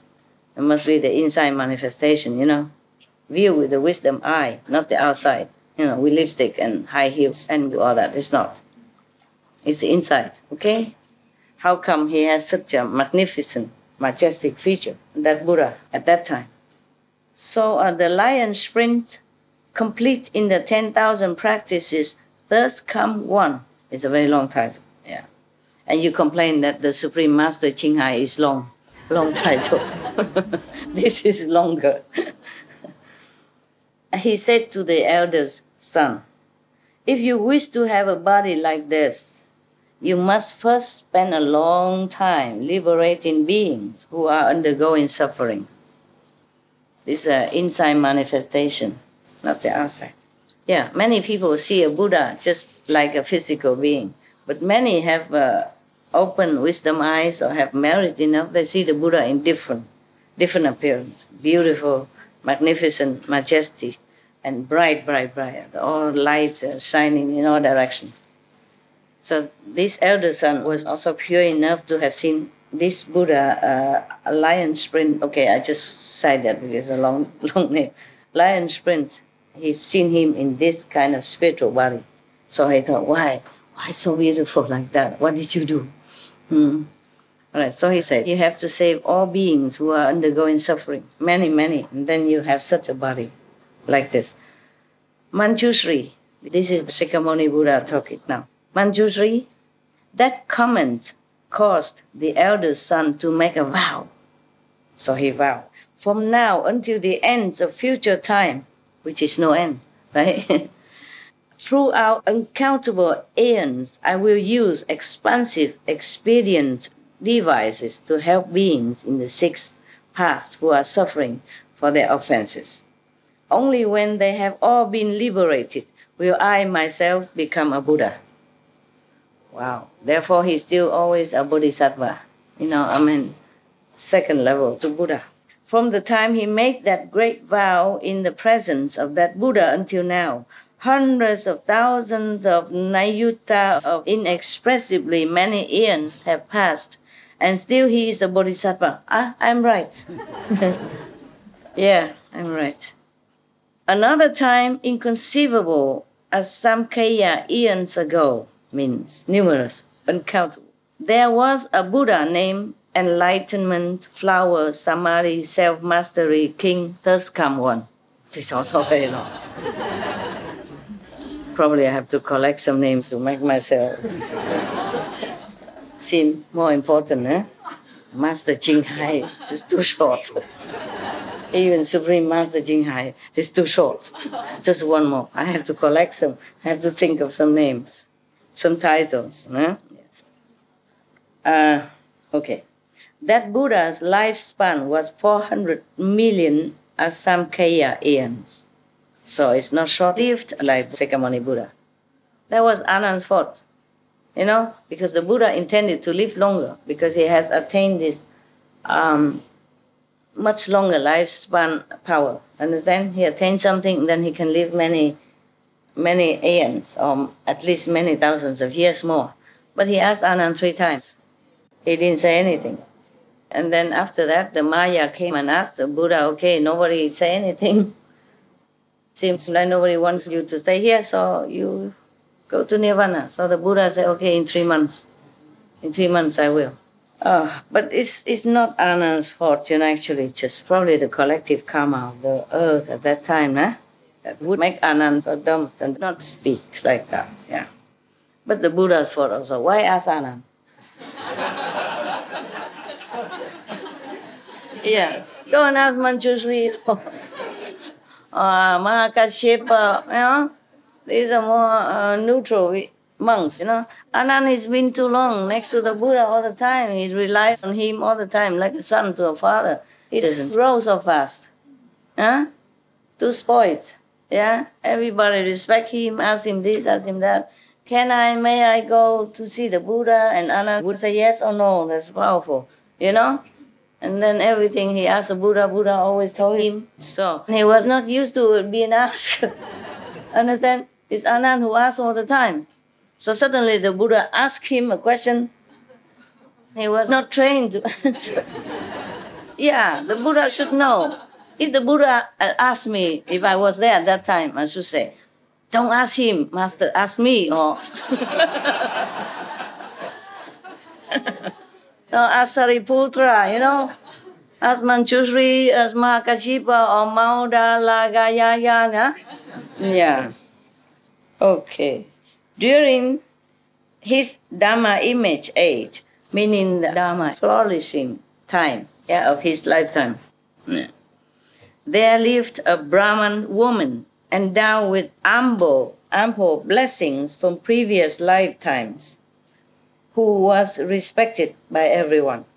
Whether she was walking, standing, sitting, or lying down, gods, or the small gods, gods surrounded and protected her, meaning heavenly beings surrounded and protected her. Her mother, however, embraced a deviant faith and often disrespected the triple jewels, meaning the Buddha, the Sangha, and the teaching. She, the mother, disrespected, looked down upon the Buddha, the Sangha, and the teaching. Okay. This is the Buddha continue talking. Her worthy daughter made use of many expedients in trying to convince her mother to hold right views. It sounds familiar to some of you, no? But her mother never totally believed. Before long, the mother's life ended, and her consciousness fell into the uninterrupted hell, meaning you never have a break from there. Never have a break. Means whatever punishment you take is continued day and night, every second of the life you have there. Never have a break. Some hell have a break. This hell isn't. You remember the story I told you? A joke? No. Okay, a person did many bad things and went down to hell. And the king of hell say, okay, you are bad, but not too bad. So you may have a choice.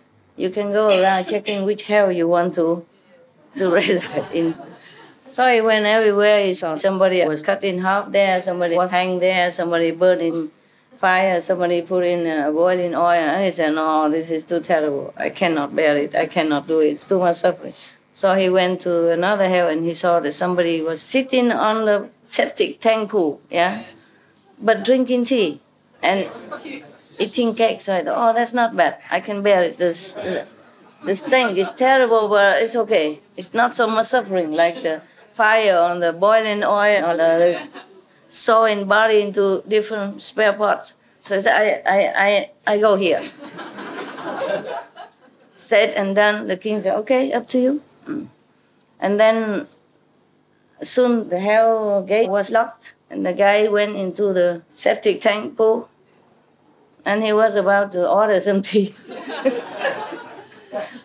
And then the devil ward, the guardian devil of that place said, okay, tea break is over, everybody turn back upside down.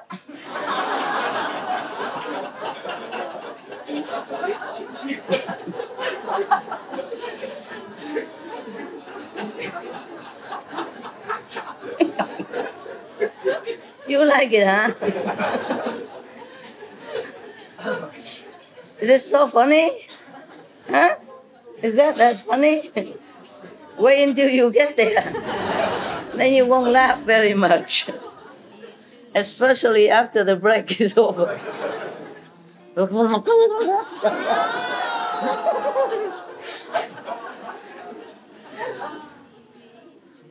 I'm telling you, laugh now, but be careful, all right? To laugh, but to remember, okay? Yeah, all right. So this kind of uninterrupted hell, meaning never have a break like that. So, when that happened, the Brahman woman, the virtuous Brahman woman, knowing that her mother had not believed in cause and effect while alive, feared that her karma would certainly pull her into the evil paths. For that reason, she sold the family house and acquired many kinds of incense, flowers, and other gifts. With those, she performed a great offering in that Buddha's stupas and monasteries. She saw an especially fine image of the thirst-come one enlightened flower Samadhi self-mastery king in one of the monasteries. Just an image, just a statue.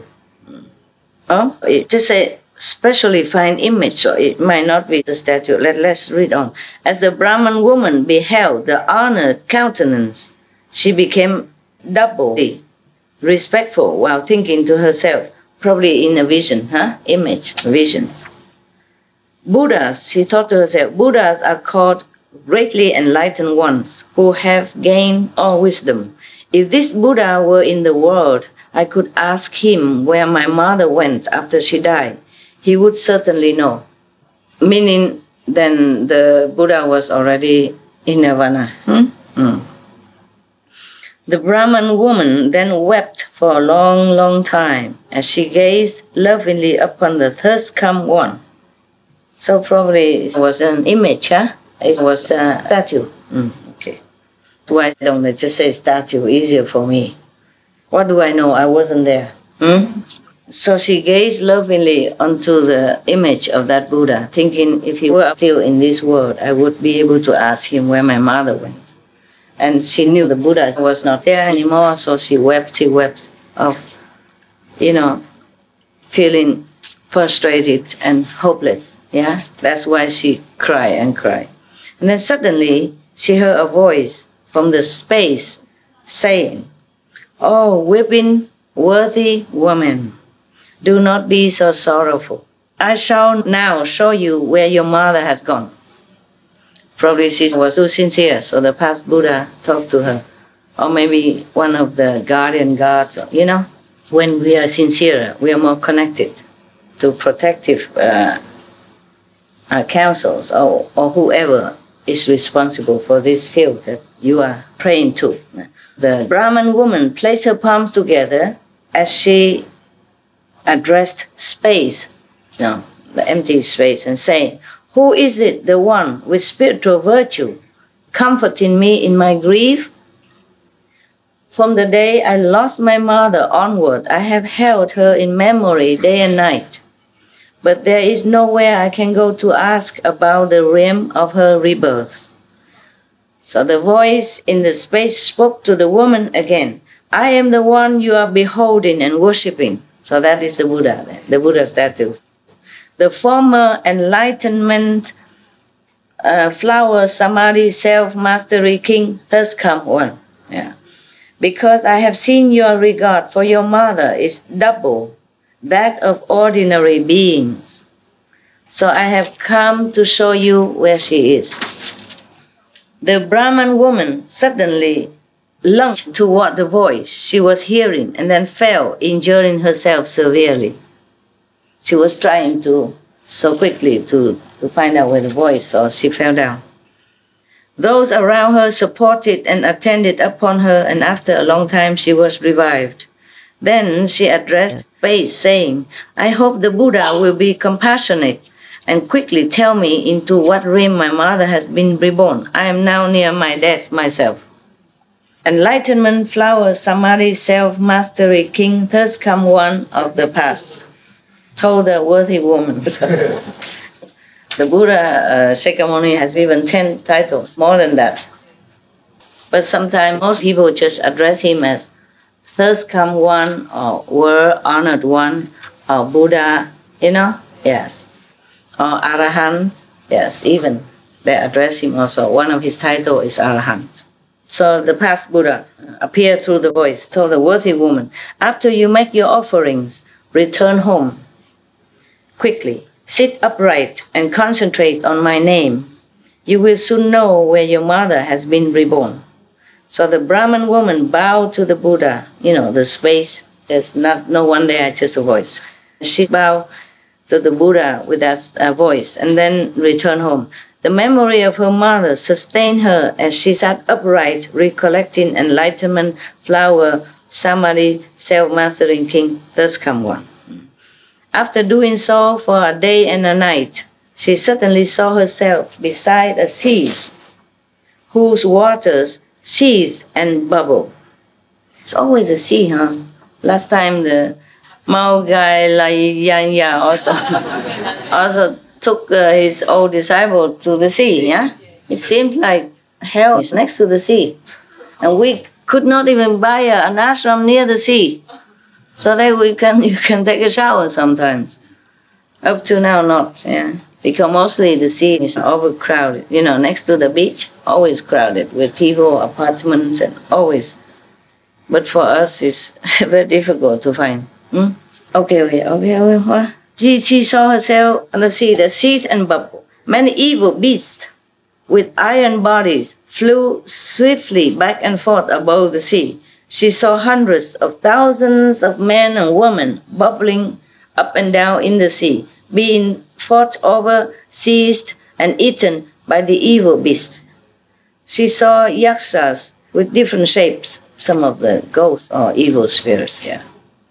Some had many hands, some many eyes, some many legs, some many heads. With their sharp fangs, they drove the offenders towards the evil beasts, pushing them there for them to eat. All the yakshas themselves seized the offenders and twisted their heads and feet together into shapes so horrible that no one would dare even look at them for long. During that time, the Brahman woman was naturally without fear due to the power of recollecting the Buddha's name. A ghost king named Poisonless bowed his head in greeting and said to the worthy woman, "Welcome, O Bodhisattva. What conditions bring you here?" The Brahman woman asked the ghost king, "What is this place?" Poisonless king replied, "We are on the western side of the great Iron Ring mountain, and this is the first of the seas that encircle it." The worthy woman said, "I have heard that the hells are within the Iron Ring. Is that actually so?" Poisonless king answered, "Yes, the hells are here." The worthy woman asked, "How have I now come to the hells? Why am I here?" Huh? So the poisonless means the king of one of these hells, answered. So he's kind, he called her Bodhisattva. And why did she come here? No, he was very kind. So the king of some of the ghosts and all that, as I told you before, must not mean that they are bad, They just have to govern that part of the universe. So that makes sure that the ghosts and the devils don't harm just any beings, just the bad ones, but not touch the good ones. They have to have law and order as well, So, the woman asked, "How come I'm here in hells?" So the poisonless answered, "If it was an awesome spiritual strength that brought you here, then it was the power of bad karma. Those are the only two ways anyone can come here." The worthy woman asked, "Why is this water seething and bubbling, and why are there so many offenders and evil beasts?" Poisonless replied, "These are beings of Jambu Vipa who did evil deeds." Almost like samsara, means from the earth, come down, They did evil deeds. They have just died and passed through 49 days without any surviving relatives doing any meritorious deeds on their behalf to rescue them from their distress. For 49 days and nights, if you have relatives died, you should meditate, pray for them, reciting good sutra or master teaching, or put a tape on for them. Don't cry. Don't make too much festival, whatever kind, don't busy with all that. Have to make offerings to the Buddhas or recite the sutra for them and pray for them. Understand? Yes. Because in 49 days, that's the time, if they're good people, people with master, then they go to heaven immediately already. But the 49 day period is allowed. So anyone who dies who hasn't done good deeds or done bad deeds, then this is a time of judgment. If you help them, the living beings, help them, pray for them, or recite in sutra, Buddha's sutra, do any good things and tell them good stuff, from the living master as well, then it's better for them, then their sin will be minimized, and they might be liberated accordingly. But don't sit there and cry and, cling to the body. That's useless for them, helpless, even harmful.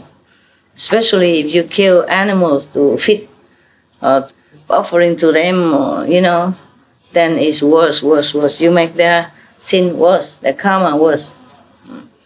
So even if they were about to be liberated from suffering, they would stay there longer. Or they would have more suffering because you kill animals to make offering to them. Understand? Yes. Every time you do that, their karma gets worse. They get more punishment in hell.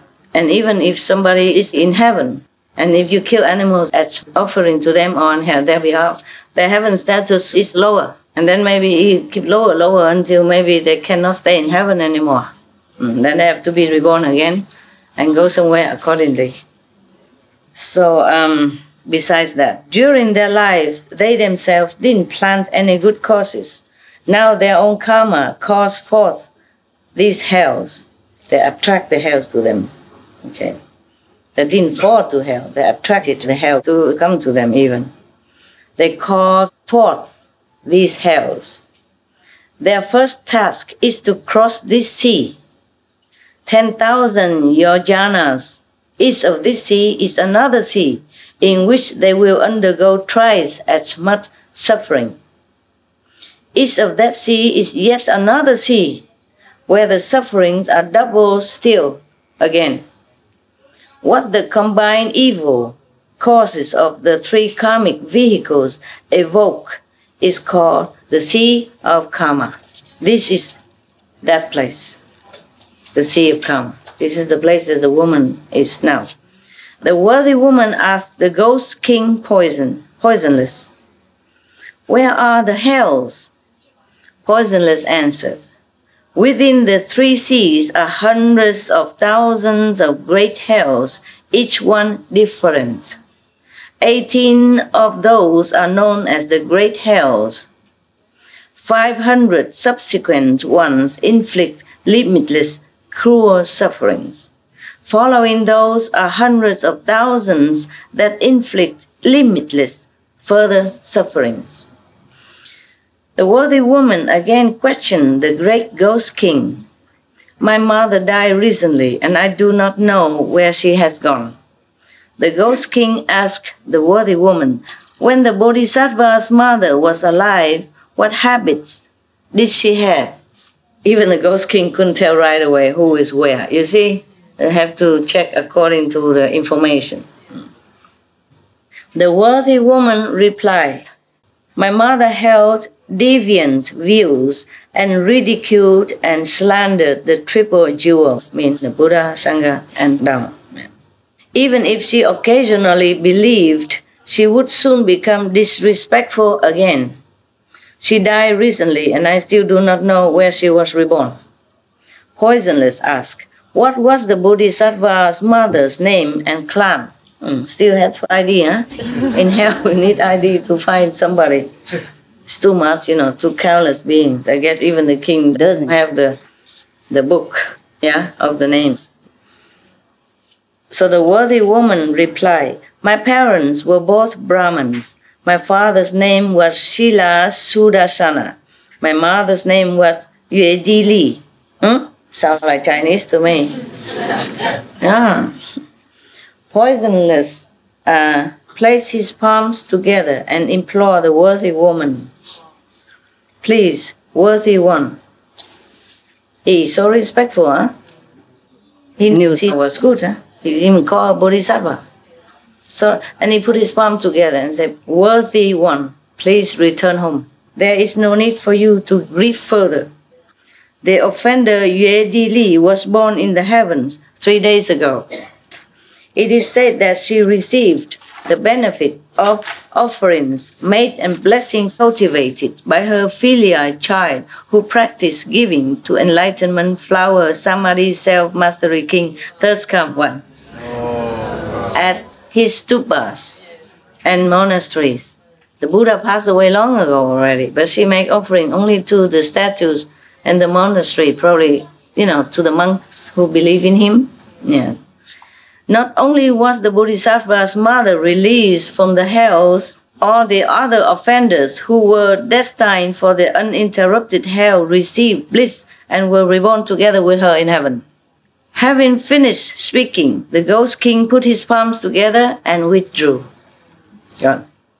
The Brahman woman returned swiftly as if from a dream, understood what had happened, and then made a profound and far-reaching vow before the stupas and images of enlightenment flower Samadhi self-mastery king thus come one, saying, "I vow that until the end of future eons I will respond to beings suffering for their offenses by using many expedient devices to bring about their liberation."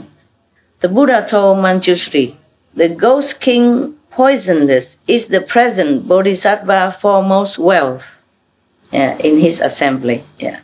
The Brahman woman is now Earth Store Bodhisattva. Even the ghost king can become Bodhisattva. Foremost wealth. The Brahman woman is now Earth Store Bodhisattva. These are all translated names from Sanskrit. The meaning is like that. So they just translated the meaning. What's a good story, huh? Thanks for listening.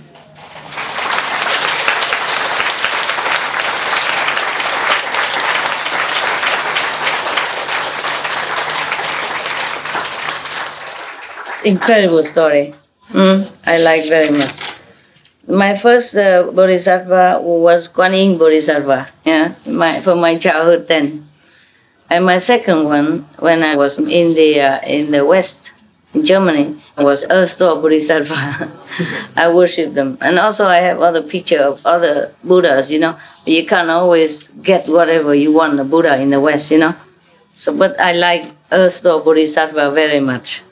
I loved him for the vow he made. and for the sacrifice he made, and for what he's doing and has been doing and is doing and will be doing for beings. So I worship him in my house.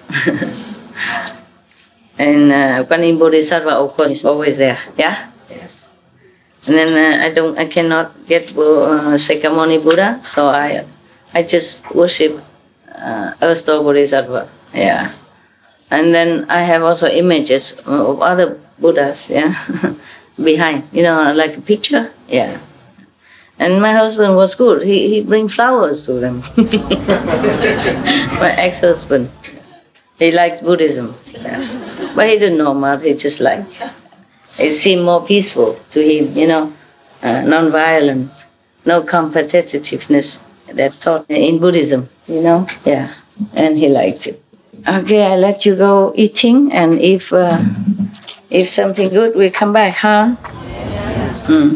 I will continue if you want to, later.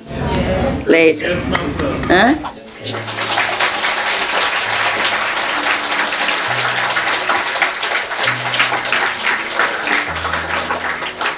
Yeah, it's more comfortable for me to read straight from English instead of translation and explaining at the same time, It's kind of a little bit more stressful. Yeah, manageable, but more stressful.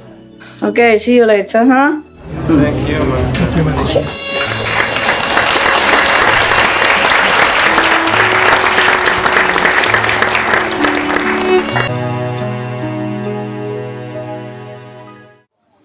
Okay.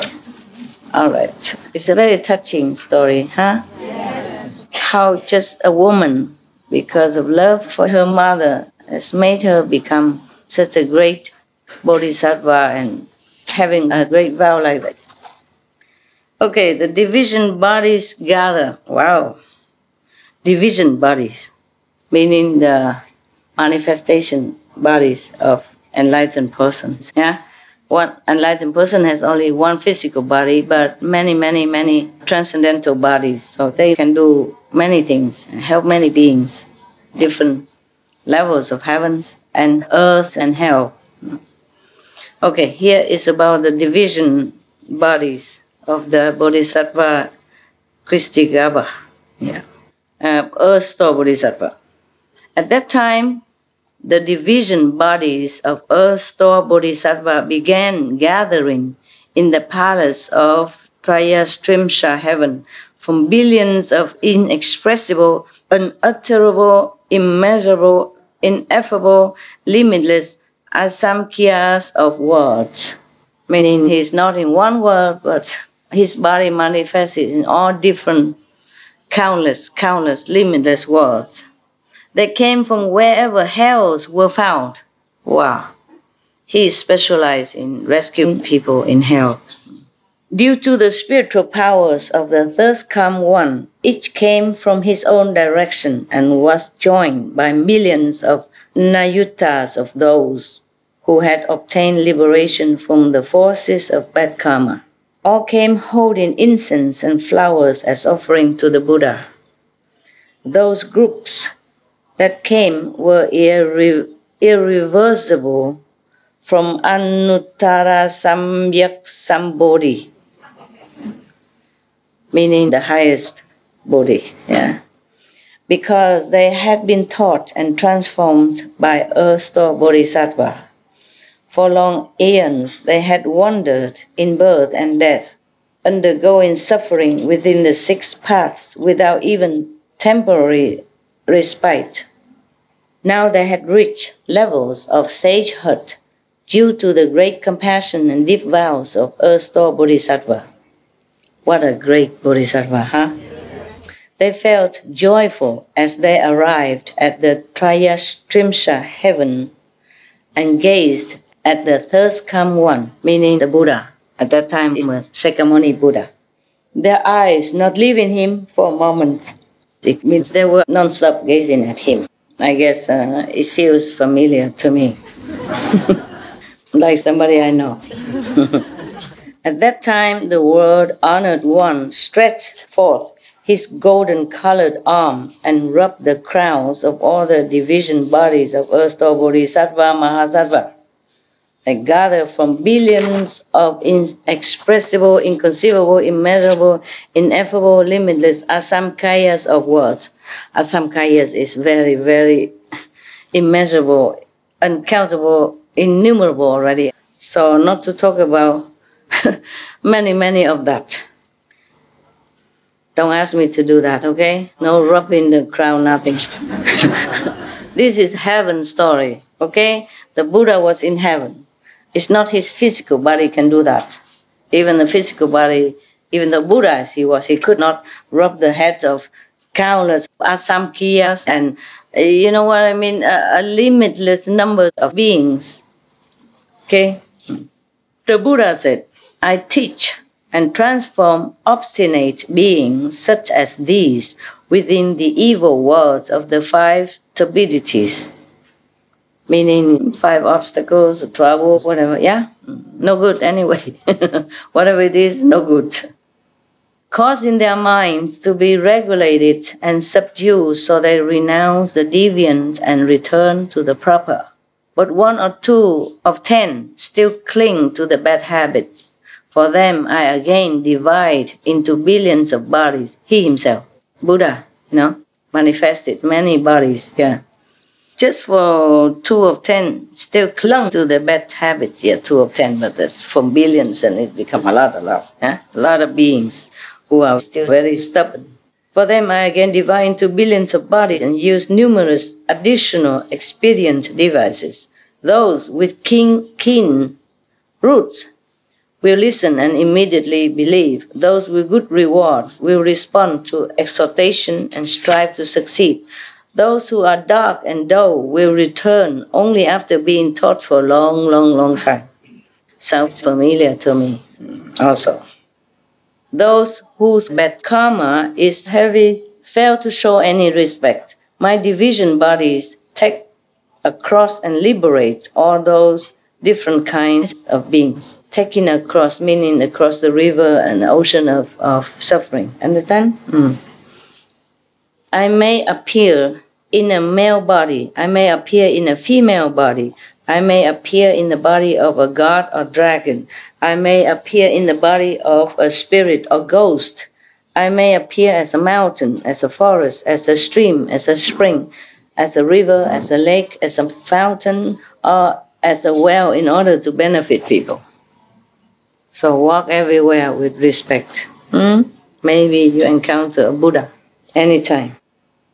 I use all these ways to save beings. I may appear in the body of God Chakra. I may appear in the body of Lord Brahma, even as a well, river, mountain. I may appear in the body of a national leader. I may appear in the body of a wheel-turning king. I may appear in the body of a lay person. I may appear in the body of a prime minister. I may appear in the body of an official. I may appear in the body of a bhikshu or bhikshuni, meaning nun, high monk, high nun, and upasaka, meaning lay person, and upasika, and layman, laywoman, and so forth, to my appearing in the body of a Sauhira, an Arhat, a Pratyekya Buddha, or a Bodhisattva, in order to teach and rescue beings. It is not that I only appear to them in the body of a Buddha. Reflect on how I have toiled for repeated eons and endure acute suffering to take across and free stubborn beings who resist being taught and continue to suffer for their offenses. Those not yet subdued undergo retributions according to their karma. If they fall into the evil destinies and are enduring tremendous suffering, then you should remember the gravity of these entrustments I am now giving you here in the palace of the Trayas Trimsha heaven. Find ways to liberate all beings in the Saha world, in our world, from now until the time when Maitreya Buddha comes into the world. Help them escape suffering forever, encounter Buddhas, and receive predictions, meaning, initiation and then knowing when you become Buddha. Yeah. At that time, all the division bodies of earth-store bodhisattva that came from all those worlds merged into one single form. He collected all of his manifested bodies from different directions, different universes, collected them all together in one. Then he wept and said to the Buddha, oh, the Bodhisattva wept. Imagine. We thought the Buddha don't cry, huh? And the earth-store Bodhisattva wept after he collected all the different bodies to himself, became one single person. Then he wept and said to the Buddha, he cried and said to the Buddha, throughout long eons, I have been receiving the Buddha's guidance, and from that I have developed inconceivable spiritual power and great wisdom. My division bodies, meaning manifestation bodies or transcendental bodies, different bodies, filled worlds as many as grains of sand in billions of Ganges rivers. Imagine how many bodies he had. Huh? In each of those worlds, I transform myself into billions of bodies again. First he transformed himself into billions of worlds, as many as Ganges river sands. Imagine, okay? And then from that, limitless sand body transforms also, billions of bodies again. Yeah? So in one transformed body, it transforms into billions of bodies in each different world. Yeah, a lot of work to do. One physical body, but many transformed bodies, many transcendental bodies. And I'm thinking, in the Catholic world, if a Pope manifests himself in two places at one time, then he is a saint. So this Bodhisattva can be called a saint many, many billion times over and over. Huh? Okay, I will tell the Pope. To make him a saint. Bodhisattva, earth-store Bodhisattva, make him a saint. Now, each body takes across billions of people, helping them to return respectfully to the triple jewels.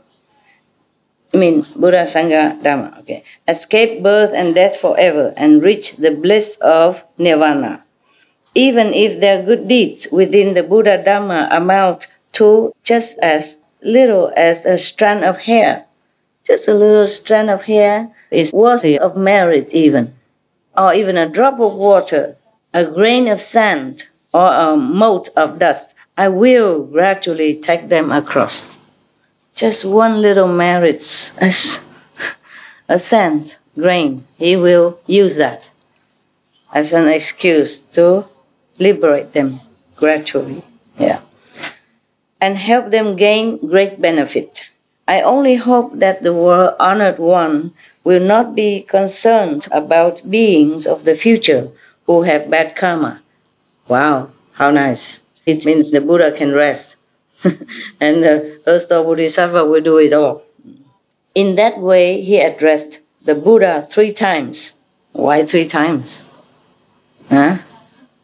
Just to make sure the Buddha heard it. I guess it was for the sake of all the assembly, Because one time maybe somebody heard it. Maybe somebody didn't. Huh? So he repeated again and again 3 times. Even though he addressed the Buddha, but everyone should hear it. You see what I mean? Yeah. Not because the Buddha couldn't hear one time. Yeah. Just to let you know. I only hope that the world honored one will not be concerned about beings of the future who have bad karma. At that time, the Buddha praised earth-store Bodhisattva and said, excellent, excellent, excellent. I will help you in this work you so willingly undertake. When the vast vows that you keep making throughout so many eons are fulfilled and all those beings have been saved, then I will certify your ultimate Bodhi. It means probably never. Huh? How can earth-store Bodhisattva ever finish his job? I don't know. Maybe he will. At that time, then the Buddha said he will bless him to be a Buddha. Graduate Buddhahood. Well, we pray that he can do that soon. But he's done it so countless eons of times already. Suffered so much for all beings. Okay, huh? I think we go now.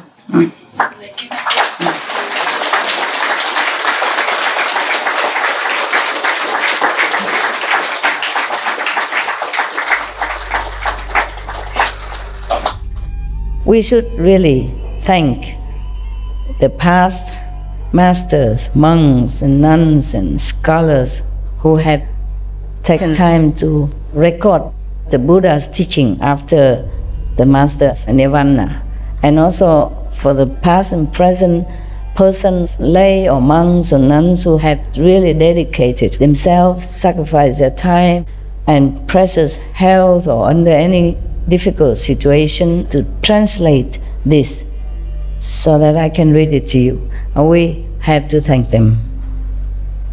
And may they be blessed forever by all the Buddhas, past, present, and future. May their merit be immense. May they be liberated forever. Thank you. It's good to know that such bodhisattva around. So people who don't practice Kuan method or anything can pray to him. Even just praying sincerely one time, that's merit enough to make an excuse for the Earth Star Bodhisattva to save you. To save, whoever. Yeah. Thank God, huh? Yes. Yeah. Okay, see you later. You have a good appetite, okay? Thank you, Master.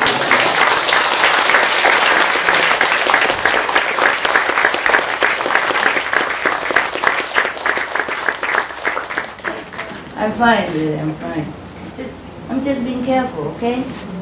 Because here the ground sometimes is not very flat. Yeah. And I'm wearing this kind of spiritual weapon. I'm just being careful, all right? If I wear flat shoes, I'm okay. I'm not used to it. Before I was walking fine, remember? Other retreats, even higher spiritual weapon, I still can walk around. Just this time, I'm not used to it. Because I've been in the mountains and caves too long. I didn't wear this kind of thing for a long time already. Yeah? Long time. Years.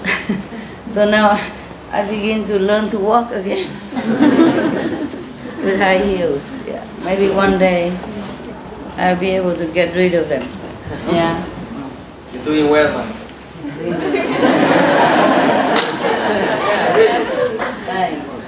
Elegant. Oh, very elegant.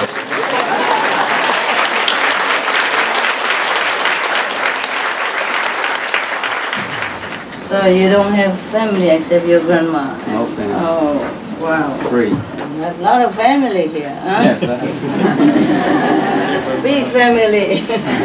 Hello. Everything okay here? Yes. Thank you very much. Thank you, Master. You cold? Sick? A little bit. At least. Yeah. Thanks for watching. Cute.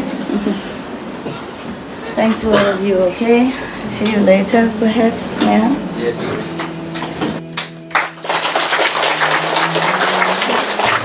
Thank you. See you soon. See you. Okay? You hear everything, right? Yeah. Very clear, right? Yes. Really? Everybody? Yes. Even next to the TV can hear, but outside TV can hear too? Yes.